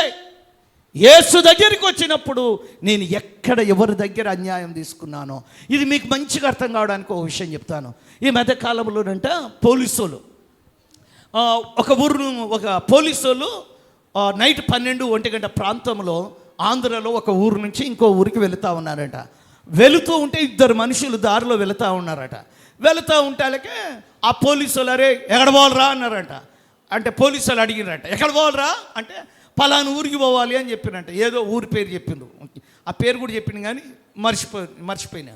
పలానా ఊరికి పోవాలంటే, రే ఆ ఊరికి ఇప్పుడు బస్సు లేవు, ఎక్కడరా జీబు అన్నారట. ఎక్కడరా జీబు అన్నారట ఎవరు? పోలీసులు. ఆ 2 వ్యక్తులు బస్సు పోలీసు వ్యాన్ ఎక్కి కూర్చున్నాడ. కూర్చోండి అన్నాడట. ఎందుకంటే ఈ పోలీసు వాళ్ళు ఆ ఊర్లో దింపాలి అని, బస్సు లేవు కనుక మా జీబులో ఎక్కండ్రా, మిమ్మల్ని అక్కడ దింపుతాము అని ఆ జీబులో ఎక్కమని చెప్పిండట. ఎక్కి ఒక మూల కూర్చున్న తర్వాత మధ్యలోకి పోయినాక పోలీసు వాళ్ళు, ఒరే ఏమైనా ఛాయ్ తాగుతారా అని అడిగినారు. ఛాయో లేకపోతే టాయిలెట్కి ఏమైనా పోతారా అని అడిగితే వాళ్ళు మూల కూర్చొని, వద్దొద్దు మేము ఈయనే కూర్చుంటాము అన్నారట. వీళ్ళు కొద్దిగా అటు పోయినరట.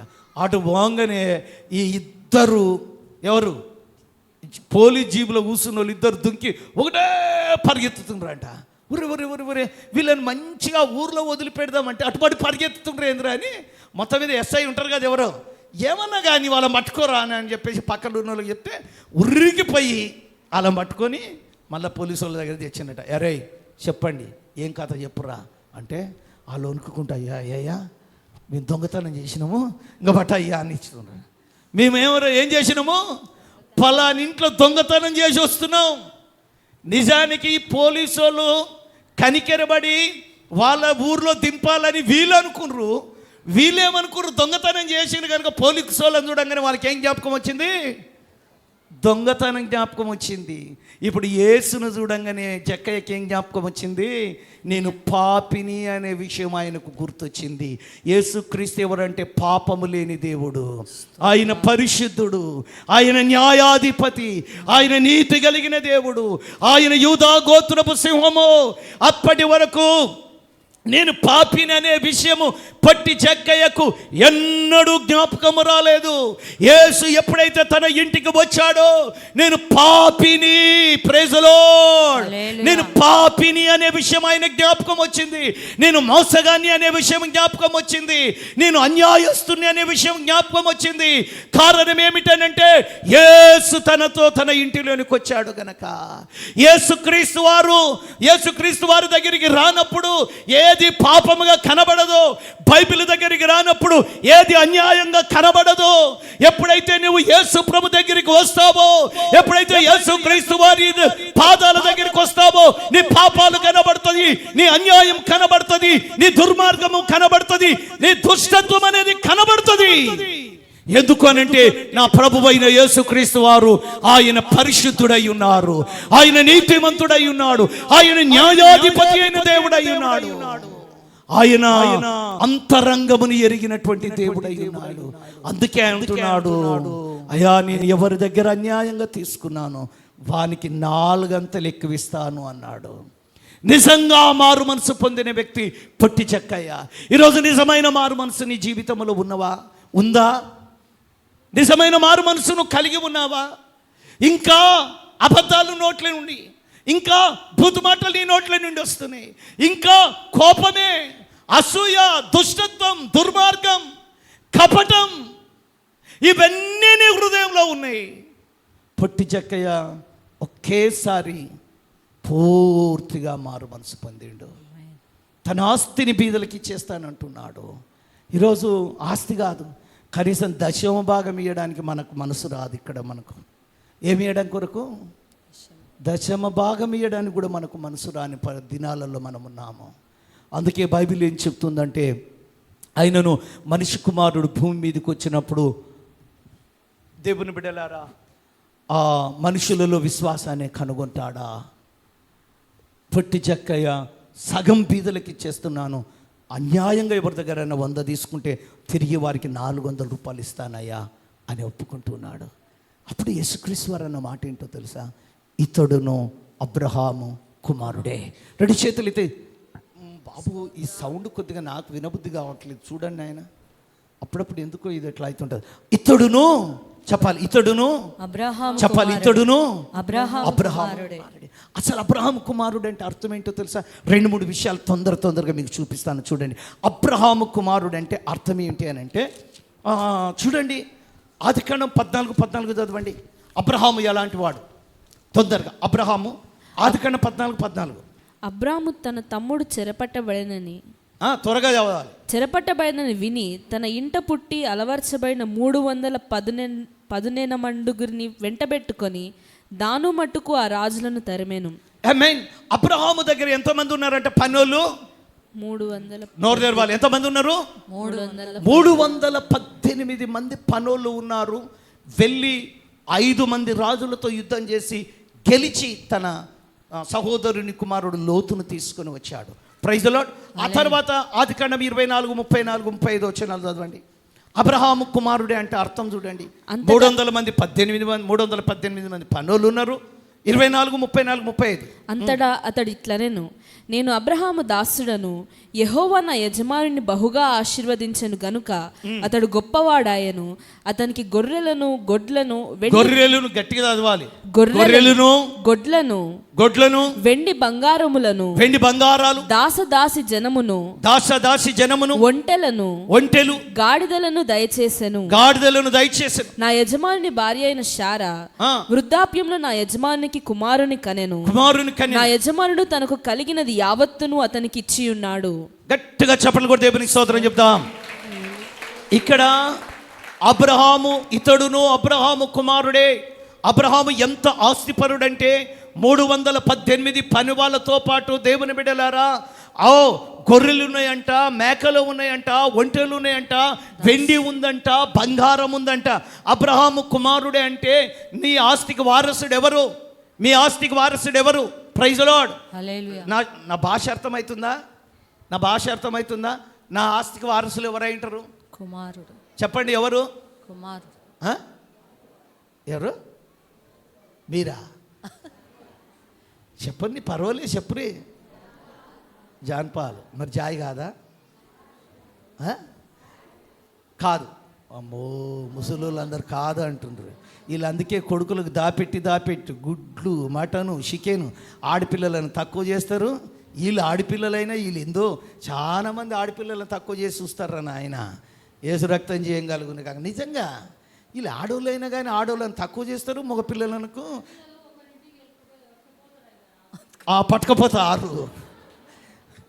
పట్టుకపోతారని తక్కువ చేసి చూస్తారు. ఇదేందో మగపిల్లగానికి దాచిపెట్టి ఆడేమో మాట విన్నాడు. ఆడేమో చెప్పరేంది, పర్వాలేదు చెప్పండి మాట విన్నాడు. కుమారుడు సంతోషాన్ని చేస్తాడంటే నరకాన్ని తెప్పిస్తుంటాడు. యేసు రక్తం చేయగలుగును గాక. ఈ కాలంలో చాలా మంది అంటారు మగపిల్లల కన్నా ఆడపిల్లలే బెటర్ అని ఆయన అంటారు. స్తోత్రం కలుగును గాక. గడి చెప్దామా గడి చెప్దామా. చాలా మంది అంటారు ఆడపిల్లల కంటే మగపిల్లల కంటే ఇంకా కొందరు ఒకడే కొడుకుంటే వీడు కూడా ఆడపిల్ల పుడితే బాగుండేది, నాకు ఏ దరిద్రం ఉండేది కాదు, వీడు నన్ను ఏడిపిస్తుడు పాస్టర్ అని అంటారు. స్తోత్రం కలుగును గాక. మంచిది. నా ఆస్తికి ఎవడు వారసుడు అవుతాడంటే నా పిల్లలే. ఓకే, ఈ సుప్రీంకోర్టే కాదు, సుప్రీంకోర్టు ఇప్పుడు ఆస్తి మొత్తం ఇక ఈ మాట ఇంటే ముసలోళ్ళకి కోపం వస్తుంటుంది రే నాయన అన్న, నువ్వు గట్ట చెప్పకన్నా. సుప్రీంకోర్టు అంటే అన్నది కానీ కట్టం ఇచ్చి పంపిస్తాం కదా అన్న, నువ్వు గట్ట చెప్పకన్నా అని కొంతమంది అన్నారు నాతోటి. కట్టం ఇచ్చి పంపిస్తాం కదా అన్న, నువ్వు సగం అనకన్నా. ఇంకొక ఆయన అంటుండు లేనిదో ఒకటి చెప్తావేందన్నా నువ్వు వచ్చి. ఏం చెప్పినట్ట నేను? లేనిదో ఒకటి చెప్తావేందన్నా నువ్వు వచ్చి అని డైరెక్ట్ నా ముఖం పట్టుకుని లేనిదో ఒకటి చెప్పకన్నా నువ్వు. ఏంది ఆస్తుల గురించి లేనిదో ఒకటి చెప్పక నువ్వు. స్తోత్రం కలుగును గాక. గట్టి చెప్దామా? ఓకే, గట్టిగా స్తోత్రం చెప్దాము. చేతులు ఎత్తి. నీకేదన్నా ఆస్తి ఉంటే ఆ ఆస్తికి వారసులు ఎవరంటే నీ పిల్లలే. దేవునికి స్తోత్రం కలుగును గాక. అయితే జక్కయ్యని ఏమంటుండో తెలుసా? ఇతడు ఎవరి కుమారుడంట? చెప్పాలి ఎవరి కుమారుడంట? చెప్పండి ఎవరి కుమారుడంట? ఎవరు? పొట్టి జక్కయ్య ఎవరి కుమారుడంట? ఎందుకు అబ్రహాము కుమారుడు అయ్యిండు? అబ్రహాం కుమారుడు ఎందుకు అయ్యిండు? అబ్రహాము కుమారుడు ఎందుకయిందంటే ఈ ఇంటికి రక్షణ వచ్చింది గనుక. ప్రైజ్ ది లార్డ్, హల్లెలూయా. పొట్టి జక్కయ్య యేసు మొదటిగా ఎవరో చూడాలనుకున్నాడు, కానీ తన ఇంటిలోనికి యేసు ప్రభు వచ్చినాక ప్రభువా అని పిలుస్తున్నాడు. అంటే నువ్వు దేవునివి, నేను ఒక పనోని, ఒక దాసుని అని ఒప్పుకుంటున్నాడు. రెండు చేతులు ఎత్తి దేవునికి స్తోత్రం చెప్దాం. కనుక దేవుని సంగమా, యేసుక్రీస్తు రోమీలకు రాసిన పత్రిక 2-3 వచనాలు త్వరగా చదువుదాం. రోమీలకు రాసిన పత్రిక 10వ అధ్యాయం 9-11 వచనాలు తొందరగా చదవండి. అదేమనగా యేసు ప్రభువని నీ నోటితో ఒప్పుకొని. యేసు ప్రభువని. అప్పుడు జక్కయ్య నిలబడి ఇదిగో ప్రభువా యేసుక్రీస్తుని ఏమంటుండు? మొదటి వచనములోనేమో యేసు ఎవరో అని చూడగోరి అంటున్నాడు. ఇక్కడ యేసుక్రీస్తు కనబడ్డ తర్వాత ప్రభువా అని ఏం చెప్తున్నాడు? నోటితో ఒప్పుకుంటున్నాడు. యేసుక్రీస్తు ప్రభువని నోటితో యేసుక్రీస్తు ప్రభువని ఒప్పుకొని దేవుడు మృతులలో నుండి ఆయనను లేపెనని నీ హృదయమందు విశ్వసించిన ఎడల నీవు రక్షింపబడతావు. జాగ్రత్తగా వినండి, రక్షింపబడతావు. ఏలయనగా నీతి కలుగునట్లు మనుష్యుడు హృదయంలో విశ్వసించు రక్షణ కలుగునట్లు నోటితో ఒప్పుకొనును. ఏమనగా ఆయన యందు విశ్వాసముంచు వాడెవడును సిగ్గుపడడని లేఖనము చెప్పుచున్నది. గట్టిగా చప్పట్లు కొట్టి దేవునికి స్తోత్రం చెప్దాం. యేసుక్రీస్తు ప్రభువని నోటితో ఒప్పుకొని హృదయమందు విశ్వసిస్తే దేవుని బిడ్డ, నిన్ను దేవుడు సిగ్గుపడనిచ్చేవాడు కాదు. నిన్ను ఓడిపోనిచ్చేవాడు కాదు. నిన్ను కిందివాడిగా ఉంచేవాడు కాదు. ఆయన తప్పక నిన్ను పైవాడిగా తలగా అప్పించే వ్యక్తిగా మార్చుటకు దేవుడు సమర్థుడు, శక్తి కలిగిన వాడు. అయితే నిరీక్షణ కలిగి, ఆశ కలిగి, ఆయన యందు భయము భక్తి కలిగి, ఆయన యొక్క అడుగు జాడలలో నీవు నడవగలిగితే దేవుడు నిన్ను తప్పక ఆశీర్వదించే దేవుడై ఉన్నాడు. నేను తప్పక దేవుడు దీవించే దేవుడై ఉన్నాడు. అబ్రహాము గురించి మరలా వద్దాము. అబ్రహామును దేవుడు బహుగా ఆశీర్వదించాడు. 318 మంది పనులు ఉన్నారు. వెండి ఉంది, బంగారం ఉంది, ఒంటెలు చాలా దాసులు చాలా మంది ఉన్నారు. రైట్, ఇది భూ సంబంధమైన ఆశీర్వాదం ఇక్కడ కనబడుతుంది. రైట్, ఇక్కడ రండి. ఇంకా మత్తయి రాసిన సువార్త 8వ అధ్యాయం 11వ వచనం. అబ్రహాము కుమారుడు అంటే అర్థం ఏంటి? ఇక్కడ భూమి పైన విస్తారమైన ఐశ్వర్యాన్ని చూస్తూ ఉన్నాము. 8:11 మత్తయి సువార్త 8:11. అనేకులు తూర్పు నుండి పడమట నుండి వచ్చి అబ్రహాముతో కూడను ఇస్సాకుతో కూడను యాకోబుతో కూడను పరలోక రాజ్యమందు కూర్చుందురు. గట్టిగా దేవునికి వందనాలు చెప్దామా? హల్లెలూయా. అంటే అబ్రహాము ఎక్కడున్నాడు? ఎందుకయ్యా డిస్టర్బ్ చేస్తావు ఆ కూర్చున్న వాళ్ళను? పరలోకము. దేవునికి స్తోత్రం చెప్దామా? ఆమేన్. అబ్రహాముతో ఇస్సాకుతో ఫోన్లు ఆన్ చేయొద్దు అని అంటే ఆన్ చేస్తారయ్యా. చాలా డిస్టర్బెన్స్ దేవుని బిడ్డలారా. దీన్నే అంటాను ఉండండి అని. ఆ పక్కన ఉన్న వాళ్ళకి డిస్టర్బెన్స్ మీరు ఊకే లేసి వెళ్తూ ఉంటే సైతాన్ గాడు ఎవరిలోనూ ప్రవేశిస్తూ ఉంటాడు. ఎవరెవరిలోనూ దయ్యాలు పనిచేస్తాయి తెలుసా మీకు? వాక్యాన్ని డిస్టర్బ్ చేయడానికి దయ్యాలు పనిచేస్తూ ఉంటాయి. ఈ దయ్యాలు పెద్ద దయ్యాలండి, మామూలు దయ్యాలు కాదు. ఓ మంచి అది చెప్దామనుకున్నా ఆ పక్కలో ఇటు దోసుకుంటూ వెళ్తే అది ఇబ్బందికరం. Okay right. ఏం చదివాను ఇప్పుడు? ఇప్పుడు పరలోక రాజ్యంలో యేసుక్రీస్తు వారు ఏమంటున్నాడంటే అబ్రహాముతో కూడా కూర్చుంటారు. అంటే అబ్రహాము ఎలా ఉన్నాడండి? సరే నేను స్పీడ్ చెప్తాను. ప్రకటన గ్రంథం 3వ అధ్యాయం 20-21 వచనంలో నా సింహాసనం మీద కూర్చుండనిచ్చేదను అని అంటాడు. అంటే ఇక్కడ అబ్రహాము సింహాసనం మీద కూర్చొని ఉన్నాడు అని అర్థం. Praise the Lord. తూర్పు నుండి, పడమర నుండి, ఉత్తరం నుండి, దక్షిణం నుండి అనేక మంది అబ్రహాం మళ్ళీ చదువునానమాట.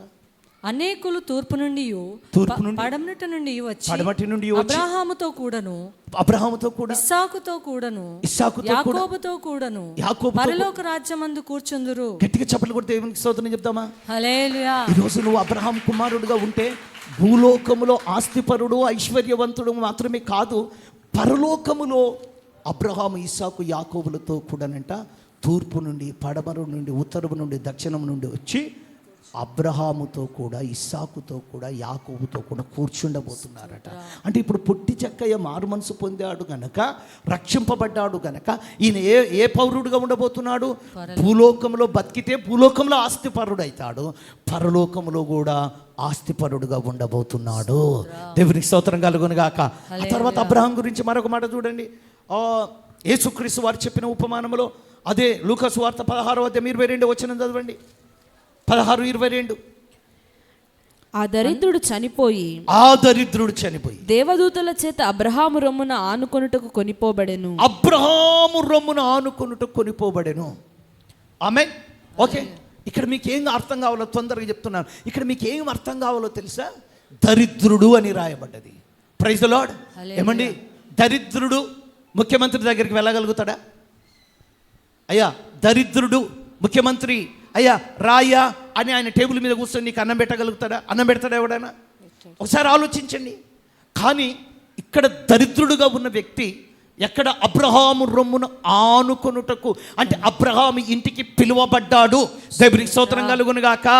అబ్రహాము రొమ్మును అంటే అబ్రహాము ఒక ఉన్నతమైన స్థలములో, ఉన్నతమైన స్థితిలో, పరలోకములో కనబడుతూ ఉన్నాడు. ప్రభువైన యేసుక్రీస్తు వారు ఈ లోకములో ఉన్నప్పుడు పేతురు అంటాడు, అయ్యా సమస్తాన్ని విడిచిపెట్టి నిన్ను వెంబడించాము కదా, మాకేము లాభం అని అంటే ఈ లోకములో హింసలతో పాటు నూరంతల అన్నదమ్ములను, అక్క చెల్లెలను, ఇండ్లను, భూములను, పరలోకమందు నిత్య జీవమును సంపాదించుకుంటారు. నాతో పాటు 12 సింహాసనం మీద ఉండి యూదులకు మీరు తీర్పు తీరుస్తారు అని చెప్పిండు. అంటే దేవుని యొక్క ఆశ, దేవుని యొక్క ఉద్దేశం, దేవుని యొక్క ప్రణాళిక రక్షింపబడిన తర్వాత, ఆమేన్, దేవునికి స్తోత్రం కలుగును గాక. నిజమైన మారు మనసు పొందినాక, నిజంగా నువ్వు రక్షణ పొందిన తరువాత యేసుక్రీస్తు వారు అంటూ ఉన్నాడు, ఇతడు కూడా అబ్రహాము కుమారుడే. దేవునికి స్తోత్రం కలుగును గాక. ఇతడు కూడా అబ్రహాము కుమారుడే. యేసుక్రీస్తు వారి లక్షణాలు నీలో కనబడుతున్నాయా? కనబడడం లేదా? ఈ మధ్య కాలంలో నేను ఒక దగ్గరికి వెళ్ళినప్పుడు ఒక ఆయనని అడిగాను, మల్లిక వాళ్ళ ఎంగేజ్మెంట్ అప్పుడు మల్లికని ఎవరైతే ఆమె కోసం ప్రార్థన చేయండి, ఎవరైతే వివాహం చేసుకునబోతుండ్రో ఆ యొక్క అబ్బాయిని చూసి పాస్టర్ గారిని అడిగాను, పాస్టర్ గారు ఈ అబ్బాయి ఎవరు అని అడిగాను. అడిగితే పెళ్లి చేసుకునే అబ్బాయి వాళ్ళ తమ్ముడు అన్నాడు. నేను ఎందుకు అడిగానంటే ఫేస్ ఏముంది కనుక నిజంగానే వాళ్ళ ఇంటికి సంబంధించిన వ్యక్తేనా అని అడిగిన పాస్టర్ గారు అని అన్నాను. అవును పాస్టర్ గారు, వాళ్ళ తమ్ముడే. ఎందుకంటే పోలికలు ఒకటే రకంగా కనబడుతున్నాయి. ఈరోజు నీ పోలిక నా పోలిక, ప్రైజ్ ది లార్డ్, దేవునికి స్తోత్రం కలుగును గాక. నీ పోలిక నా పోలిక, అబ్రహాము పోలిక నీలో కనబడుతుందా? ఇస్సాకు రాగ పోలిక నీలో కనబడుతుందా? యాకోబు పోలిక నీలో కనబడుతుందా? అయితే నీలో నాలో కనబడవలసిన పోలిక యేసు క్రీస్తు వారి పోలిక. ఆ రూపములోనికి నువ్వు మార్చబడాలి. క్రీస్తు స్వరూపం మీ యందు ఏర్పడి వరకు మరలా నాకు ప్రసవ వేదన కలుగుచున్నది. క్రీస్తు స్వరూపం నీలో కనబడుతుందా? నీలో సాత్వికాన్ని చూడగలుగుతున్నారా? నీలో దీనత్వాన్ని చూడగలుగుతున్నారా? నీలో నీతిని చూడగలుగుతున్నారా? నీలో పరిశుద్ధతను చూడగలుగుతున్నారా? ఎందుకు ప్రజలు చూడలేకపోతున్నారు? దేవుని సంగమ దేవుడు నిన్ను ప్రేమిస్తున్నాడు. బాబు రండి, ఆయన కేశవ దగ్గరికి రండి. దేవుడు నిన్ను ప్రేమిస్తూ ఉన్నాడు. ఓ నీ కోసం నా కోసం ఆయన కల్వరి శిలువలో రక్తాన్ని చిందించాడు, చనిపోయాడు, సమాధి చేయబడ్డాడు, తిరిగి లేచాడు. లేచిన యేసుక్రీస్తు వారు ఈరోజు కూడా జీవిస్తున్నాడు. ఆయన నిన్ను ప్రేమిస్తున్నాడు. పొట్టి చెక్కయ్య యేసును చూడాలి అనుకున్నాడు. దేవుని సంగమా, దేవుని పిల్లలారా, యేసును చూడాలనుకున్నాడు. ఓ యేసు కనబడలేదు కనుక వెంటనే వెళ్ళిపోలేదు. పట్టుదల కలిగి చెట్టెక్కి, దేవుని బిడ్డలారా, చెట్టెక్కి ఒక నిమిషం అది వేస్తారా? చెట్టెక్కి యేసుక్రీస్తు వారి కోసం ఎదురు చూస్తూ ఉన్నాడు. ఒకసారి ఏ వీడియో వేస్తారా? దేవుని బిడ్డలారా, యేసును చూడాలి అనుకుంటున్నాడు. ఎంత సమయం అయిందో తెలియదు. ఈరోజు నువ్వు యేసు ప్రభు కనబడాలని కనిపెడుతున్నావా? యేసు ప్రభు స్వరం కోసం కనిపెడుతున్నావా? దేవుని బిడ్డలారా, పొట్టి చెక్క ఎప్పుడైతే యేసు యెరూషలేము ప్రయాణమై వెళ్తుండగా మార్గంలో ప్రతి గ్రామంలోనూ గొప్ప జనసమూహాలు వెంబడించాయి. రక్షణ సువార్తను గూర్చి మార్గాన్ని బోధించమని అడిగారు. దేవుని రాజ్య సువార్త వారికి ప్రకటిస్తూ వెళ్తున్నాడు. చూడండి, సరే, యేసుక్రీస్తు వారితో చూడండి ఎంత సమూహం. యేసుక్రీస్తు వారు సమూహం ఉన్నది. ఆయన మధ్యలో ఉన్నాడు. యేసుప్రభు వారి మధ్యలో ఉన్నారు. వేల సమూహము, వేల పుట్టి చెక్క చూడడానికి ప్రయత్నం చేస్తున్నారు. కానీ జనాలు ఫుల్లుగా ఉన్నారు. ప్రజలు యేసును తమ ప్రభువుగాను బోధకునిగాను అంగీకరించడం మొదలైంది. యెరికో అనే గ్రామంలో సుంకపు గుత్తదారుడైన జక్కయ్య అనేవాడు యేసు ఎవరో అని చూడాలని ఆశించి చెట్టు ఎక్కి కూర్చున్నాడు. అతను వెనక్కి వెళ్ళిపోయి, అది సినిమా గనుక ఆకులు లేవు, నా ఇంట్లో పిలుస్తా ఉన్నాడు, జక్కయ్య దిగిరా. అగో చెట్టు దిగి వచ్చేసి, చెట్టు ఇప్పుడు కూడా ఉందండి, అదే చెట్టు. దేవునికి స్తోత్రం కలుగును. విందు చేసి యేసుప్రభు వారికి పొట్టి చెక్క ఇంట్లో విందు జరుగుతుంది. చూడండి, 2 నిమిషాలు మాట్లాడిండు. యేసుప్రభు మాట్లాడిన వెంటనే నేను అప్పుడు అంటూ ఉండు, ప్రభా సగం బీదలకి ఇచ్చేస్తాను, అన్యాయంగా ఏదైనా తీసుకున్నా, నేను ఎవరి దగ్గర అన్యాయం చేసుకున్నాను, 4 వంతులు ఇచ్చేస్తానంటే బయట ఉన్న వాళ్ళు అంటుండ్రు, ఈ పిసినారోడు, ఈ పాపాత్ముడు పైసలు ఏడిస్తాడు రా అని బయట కేకలేస్తుండ్రు. అది మీకు వినబడట్లేదు కానీ దాంట్లో ఉంది. బయట ఉన్న వాళ్ళందరూ సగం బీదలకి ఇస్తుంటుండు. ఓ అన్యాయంగా 4 గంటలు ఈ పిసినారోడు ఏడిస్తాడని బయట కేకలేస్తూ ఉంటారు. అది వాళ్ళందరూ బయట కేకలేస్తూ ఉంటారు. ఈ సుంకరి పన్ను తిరిగి అందరూ పంచి పెడతా ఉన్నారు.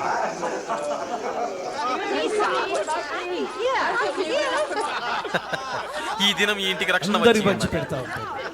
ఏలనగా ఇతడును అబ్రహాము కుమారుడు, నశించిన దానిని వెదకి రక్షించడానికి మనుష్య కుమారుడు ఈ లోకానికి వచ్చాడు. Okay, right. 2 చేతులు దేవుని వందనాలు చెప్దామా? యేసుప్రభు ఎప్పుడైతే జక్కయ్య ఇంట్లోకి వచ్చాడో, జక్కయ్యలో గొప్ప మార్పు కనబడుతుంది.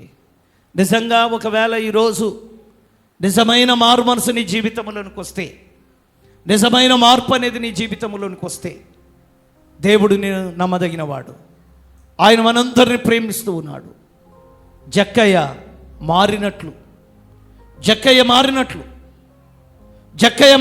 మరలా చెప్తున్నాను, జక్కయ్య మారినట్లు నీ జీవితంలో నువ్వు మార్పు చెందగలిగితే, జక్కయ్య మారినట్లు నువ్వు మారగలిగితే, మనసు మార్చుకుంటే, నీ జీవితాన్ని మార్చుకుంటే, నీ మాటలు మార్చుకుంటే, నీ ఆలోచనలు మార్చుకుంటే, నీ నడక మార్చుకుంటే, యేసుప్రభు అన్న మాటలు, దేవుని బిడ్డ,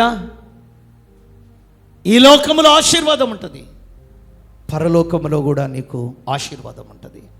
చూడండి, దానియేలు గ్రంథము చివరిగా ఒక మాట చదివి ప్రార్థన చేసుకుందాం. దానియేలు గ్రంథం 7వ అధ్యాయం ఓన్లీ 22వ వచనం చదువుదాం. 22 ఆ మహావృద్ధుడు వచ్చి మహోన్నతుని పరిశుద్ధుల విషయములో తీర్పు తీర్చు వరకు అలాగు జరుగును గాని సమయం అనేది వచ్చినప్పుడు ఆ పరిశుద్ధులు రాజ్యము నేలుదురన్న సంగతి నేను గ్రహించి సమయం వచ్చినప్పుడు సింహాసనం మీద కూర్చొని రాజ్యాన్ని ఏలుతారు. రోమీలకు రాసిన పత్రిక 4:7-8 వచనం కూడా, నువ్వు రాజ్యాన్ని ఏలాలంటే, నువ్వు అధికారం కావాలంటే, ఏలయనగా పర సంబంధమైన దీవెనలు, ఇహ సంబంధమైన దీవెనలు నీకు కావాలి అంటే, ఏలయనగా తన అతిక్రమములకు పరిహారము నొందినవాడు, తన అతిక్రమాలకి పరిహారము నొందినవాడు, తన పాపమునకు ప్రాయశ్చిత్తము నొందినవాడు ధన్యుడు. తన పాపానికి ప్రాయశ్చిత్తము నొందినటువంటి వాడు ధన్యుడు. ప్రభువు చేత నిర్దోషి అని ఎంచబడిన వాడు ధన్యుడు. ప్రభువు చేత నిర్దోషి అని ఎంచబడిన వాడు ధన్యుడు. అందరం మోకరిద్దామా? ప్రభువు చేత ఎవరైతే నిర్దోషి అని, నిజమైన ధన్యుడు ఎవరు అనంటే, నిజమైన ధన్యుడు కోట్లున్నోళ్ళు ధన్యులు కాదు. అతిక్రమానికి పరిహారము నొందినవాడు, పాపానికి ప్రాయశ్చిత్తము నొందినవాడు ధన్యుడు. ప్రభు చేత నిర్దోషి అని ఎంచబడిన వాడు ధన్యుడు. ప్రభువు చేత నిర్దోషి అని ఎంచబడిన వాడు ధన్యుడు. ఎస్,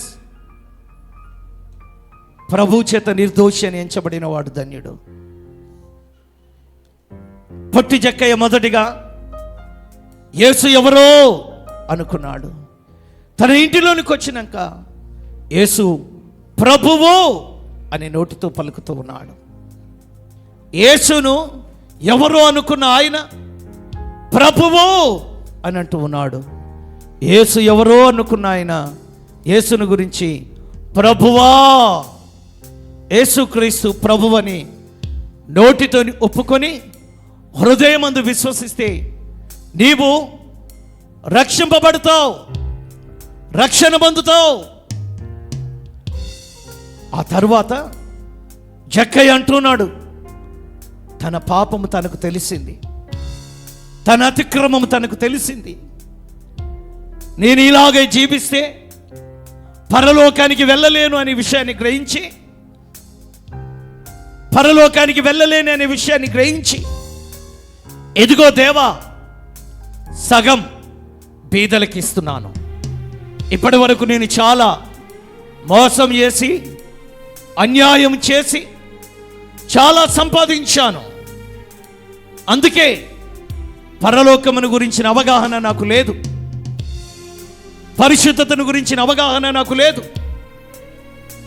కానీ ప్రభువా, నీవు నా పేరు పెట్టి పిలిచావు, నా పేరు పెట్టి నువ్వు పిలిచావు. నా అంతరంగము నీకు తెలుసు గనక, అవును, నీ పేరు ఆయనకు తెలుసు, నీ హృదయ వాంఛ ఏంటో ఆయనకు తెలుసు. జక్కయ్య హృదయ వాంఛ దేవునికి తెలిసింది గనకని ఆయన హృదయ వాంఛను తీర్చాడు. నీవు ఏ కష్టములో, ఏ వేదనలో, ఏ బాధలో ఉన్నావో నాకు తెలియదు బ్రదర్, సిస్టర్. దేవుడు నిన్ను ప్రేమిస్తూ ఉన్నాడు. దేవుని అందరం నోరు తెరుస్తాం. దేవుడు నిన్ను ప్రేమిస్తూ ఉన్నాడు. దేవుని చేత నువ్వు అబ్రహాము కుమారుడని పిలిపించుకోవాలి, నువ్వు అబ్రహాము కుమారుడుగా మార్చబడాలని దేవుడు కోరుకుంటున్నాడు. అందరినీ నువ్వు అబ్రహాము కుమారుడివే అనలేదండి దేవుని. యేసు ప్రభువారు ఆయన దగ్గరకు వచ్చిన వాళ్ళందరినీ నువ్వు అబ్రహాము కుమారుడవే అని ఎవ్వరిని అనలే. చేతులందరం ఆకాశం వైపెత్తుదాం.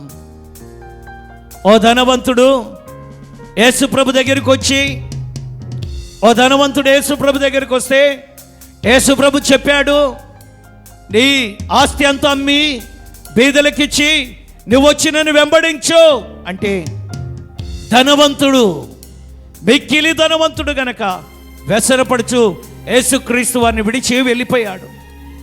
ఈయన కూడా ధనవంతుడే, చెప్పకుండానే అంటున్నాడు, ప్రభువా, సగం బీదలకి ఇచ్చేస్తాను ప్రభా. చెప్పలేదు యేసు ప్రభు, యేసు ప్రభు చెప్పలేదు. ఆయనతో ఆయన అంటూ ఉన్నాడు, నేను సగం బీదలకి ఇస్తాను ప్రభా. ప్రభా, నేను ఇప్పటివరకు చాలా అన్యాయం చేసి సంపాదించాను, అందులో 4 అంతలు నేను అన్యాయస్తుని 100 తీసుకున్నోనికి 400 రూపాయలు ఇచ్చేస్తున్నాను ప్రభా, సగం బీదలకు, సగం ఇంకా అన్యాయం చేసిన వాళ్ళందరికీ పంచిపెడితే నేను అనుకుంటా ఆయన దగ్గర ఏమీ మిగిలేది లేదు. అందుకే యేసుప్రభు వారు అంటున్నాడు, నీకు అబ్రహాము లాంటి ఆశీర్వాదం నీకు రాబోతుంది. అబ్రహాము ఆశీర్వాదం అంటే ఏదో ఈ లోకములో ఆస్తి ఐశ్వర్యం కాదు, పరలోకములో కూడా అబ్రహాము సింహాసనం మీద కూర్చున్నట్టు మనము చూస్తూ ఉన్నాము. నెమ్మది కలిగిన స్థలములో ఉన్నట్టు మనము చూస్తున్నాం.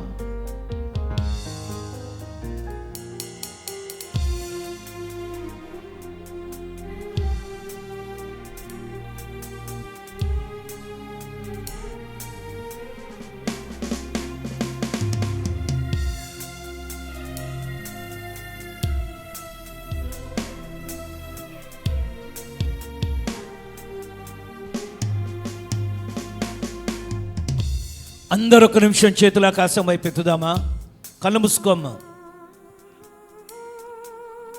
ఇతడును అబ్రహాము కుమారుడే.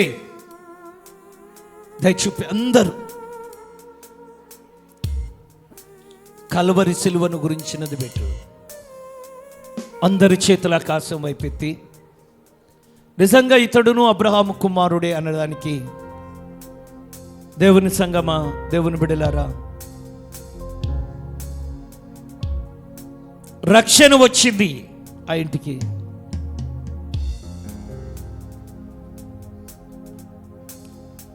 అబ్రహాము మా దేవుడు, అబ్రహాము దేవుడా, ఇస్సాకు దేవుడా, యాకోబు దేవుడా అని అంటున్నావు.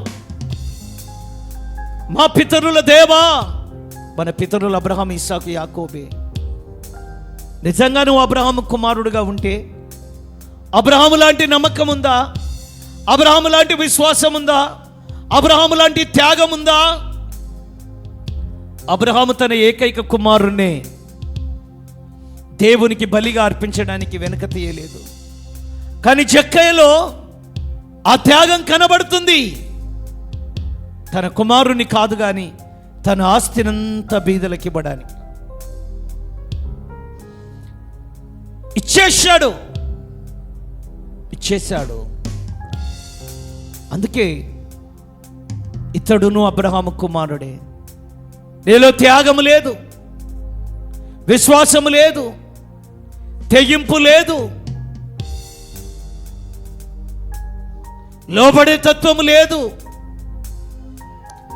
పేరుకు రక్షింపబడ్డావు బ్రదర్, సిస్టర్, పేరుకు రక్షణ పొందావు, కానీ త్యాగము లేదు, తగ్గింపు లేదు, దీనత్వము లేదు. ఎన్నిసార్లు దేవుని వాక్యాన్ని వింటున్నావు, ఎన్నిసార్లు దేవుడు నీ హృదయాన్ని తాకుతూ ఉన్నాడు, అయినా నీ హృదయాన్ని ఎందుకో కఠినం చేసుకుంటున్నావు. కఠినం కఠినం కఠినం కఠినం. దయవుంచి ఈరోజు నిజంగా నన్ను మార్చు ప్రభా. పొట్టి చెక్కయ్య ఎలాగూ మారిపోయాడు. నా జీవితంలో కోపం ఉంది, తీసేసుకోలేకపోతున్నా. నా జీవితంలో అసూయ ఉంది, తీసేసుకోలేకపోతున్నా. నాలో మూర్ఖత్వాన్ని తీసేసుకోలేకపోతున్నా. కోపాన్ని తొలగించుకోలేకపోతున్నా, క్షమించలేకపోతున్నాను. ఒక్క రాసు 2 నిమిషాలు అందరూ భారంతో చేతుల ఆకాశం వైపెత్తి క్షమించే గుణమయ్యా, ప్రేమించే గుణమయ్యా, తగ్గించుకునే గుణమయ్యా. అందరం అందరం అందరం నీకు ఇష్టం లేని విడిచిపెట్టే గుణము నాకు ఇయ్యయ్యా. పొట్టి చెక్కయ్యకి ఏం చెప్పలే, చెప్పినట్టు బైబిల్లో వ్రాయబడలేదు. కేవలం పొట్టి చెక్కయ్యను పేరు పెట్టి పిలిచాడు, అంతే. పేరు పెట్టి పిలిచాడు. ఆశ్చర్యంగా మారిపోయాడు చెక్కయ్య. బా, నా పేరు పెట్టి పిలిచాడంటే ఈయన మహాదేవుడు అని గ్రహించాడు. ఎన్నిసార్లు నీ జీవిత రహస్యాలు వాక్యము ద్వారా నీతో మాట్లాడిండో, ఎన్నిసార్లు ఇప్పటిలో నీ అంతరంగాన్ని గురించి దేవుడు మాట్లాడాడు. ఎన్నిసార్లు మాట్లాడాడు. అయినా ఎందుకో మారట్లేదు. సొలొమోనుతో దేవుడే 2 సార్లు మాట్లాడిందంట, మారలేదంట. జక్కయ్య ఒక్క పిలుపుతో మారిపోయింది. దేవుని బిడ్డలారా, నా పేరే తెలవని ఈయన, నేను చూడాలనుకుంటున్న విషయం ఈయనకు తెలిసింది అంటే ఈయన నిజంగా గొప్ప దేవుడే. ఈ గొప్ప దేవుడే నాకు కావాలి. ఈ లోకముల ఆస్తి ఐశ్వర్యం నాకు అవసరం లేదు.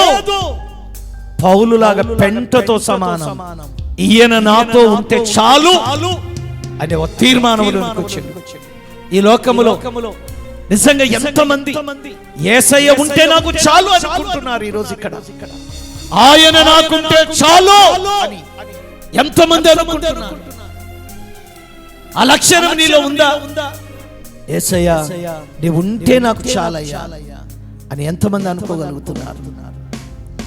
జక్కయ్య గ్రహించిండు, ఈయన నాతో ఉండాలంటే నాలో ఉన్న పాపం పోవాలి, నాలో ఉన్న దుష్టత్వం పోవాలి, నాలో ఉన్న దుర్మార్గం పోతేనే ఈయన నాతో ఉంటాడు. ఎందుకంటే ఈయన మాటలో దీనత్వం, ఈయన మాటలో సాత్వికం, ఈయన మాటలో దయాలత్వం కనబడుతుంది. ఆ లక్షణం నాలోనికి రావాలి అని అందరూ ఎగతాళి చేస్తుంటారు. నిజంగా ఆ వీడియో మీకు కరెక్ట్ చూడలేదు కానీ దూరంగా ఉన్న మనుషులు బైబిల్లో ఉన్నట్టే పాపి అయిన ఈ మనుషుని యొద్దకు బస చేయడానికి యేసు వెళుతున్నాడు. పాపి అయిన మనుషుని దగ్గరికి వెళ్తున్నాడు. పొట్టి జక్కయ్య పాపాలు పరిహరింపబడ్డాయి. యేసు ప్రభు అతన్ని నిర్దోషి అని ఎంచాడు, అబ్రహాము కుమారుడిగా మార్చాడు. అందుకే పొట్టి జక్కయ్య గురించి మనం మాట్లాడుకుంటున్నాం. ఈరోజు నువ్వు మారడానికి ఇష్టపడుతున్నావా? దేవునికి లేని ఇష్టం, దేవునికి ఇష్టం లేని లక్షణాలు ఏవైతే నీలో ఉన్నాయో వాటన్నిటినీ ఇప్పుడే తొలగించుకో. తప్పక ఇహపరమైన ఆశీర్వాదాల కోసం ఎదురు చూడు. ఎదురు చూడంతే ఆయన ఇష్టం, ఆయన చిత్తమైతే నీకు ఇస్తాడు. నమ్మదగిన దేవుడు ఆయన.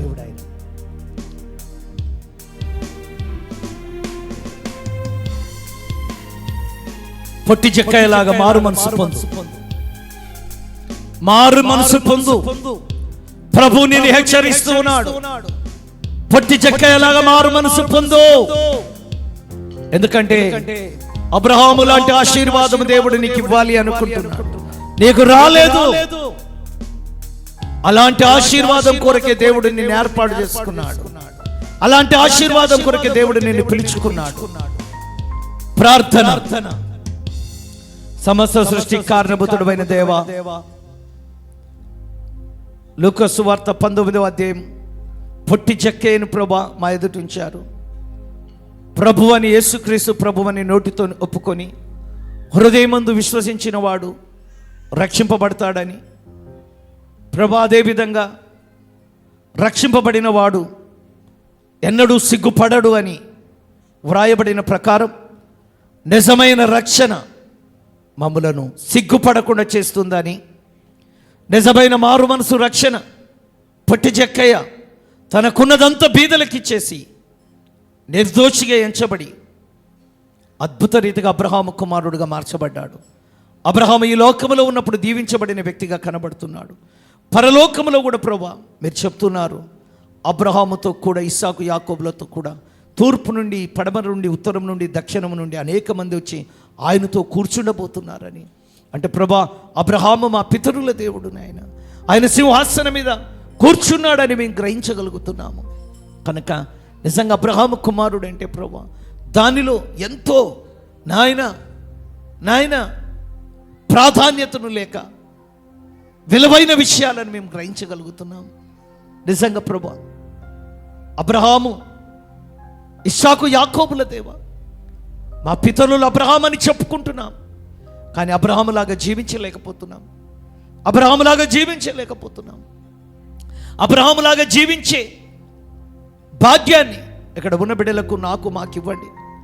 పొట్టి జక్కయ్యలాగా ఏమి వినకుండానే జక్కయ్య దిగిరా, నేడు నీ ఇంట ఉండవలసి ఉన్నదని ఆ ఒక్క మాటను బట్టి జక్కయ్య అద్భుత రీతిగా మారిపోయాడు. మేము కొన్ని వందల సార్లు నీ వాక్యాన్ని వింటున్నాం, కానీ మాలో మార్పు రావట్లేదు. స్వామి దయవుంచి ఇక్కడ ఉన్న నన్ను, నే బిడ్డలందరినీ క్షమించి, నిజముగా మీరు వచ్చినప్పుడు బలా నమ్మకమైన మంచి దాసుడా దాసురాలా అనిపించుకునేటట్లు మేము జీవించినట్లు సహాయం చేయి. వచ్చిన బిడ్డలందరికీ క్షేమము, నెమ్మది, ఆరోగ్యము, ఆయుష్నివ్వండి నాయన. అదేవిధంగా ఉన్న ప్రభా, బిడ్డలు ఇస్తున్న కానుకలను, దశంభాగమును దీవించి అవి మీ పని కొరకు మీ సేవలో వాడుకోండి. నా దేశాన్ని, నా దేశ ప్రజలను రక్షించండి.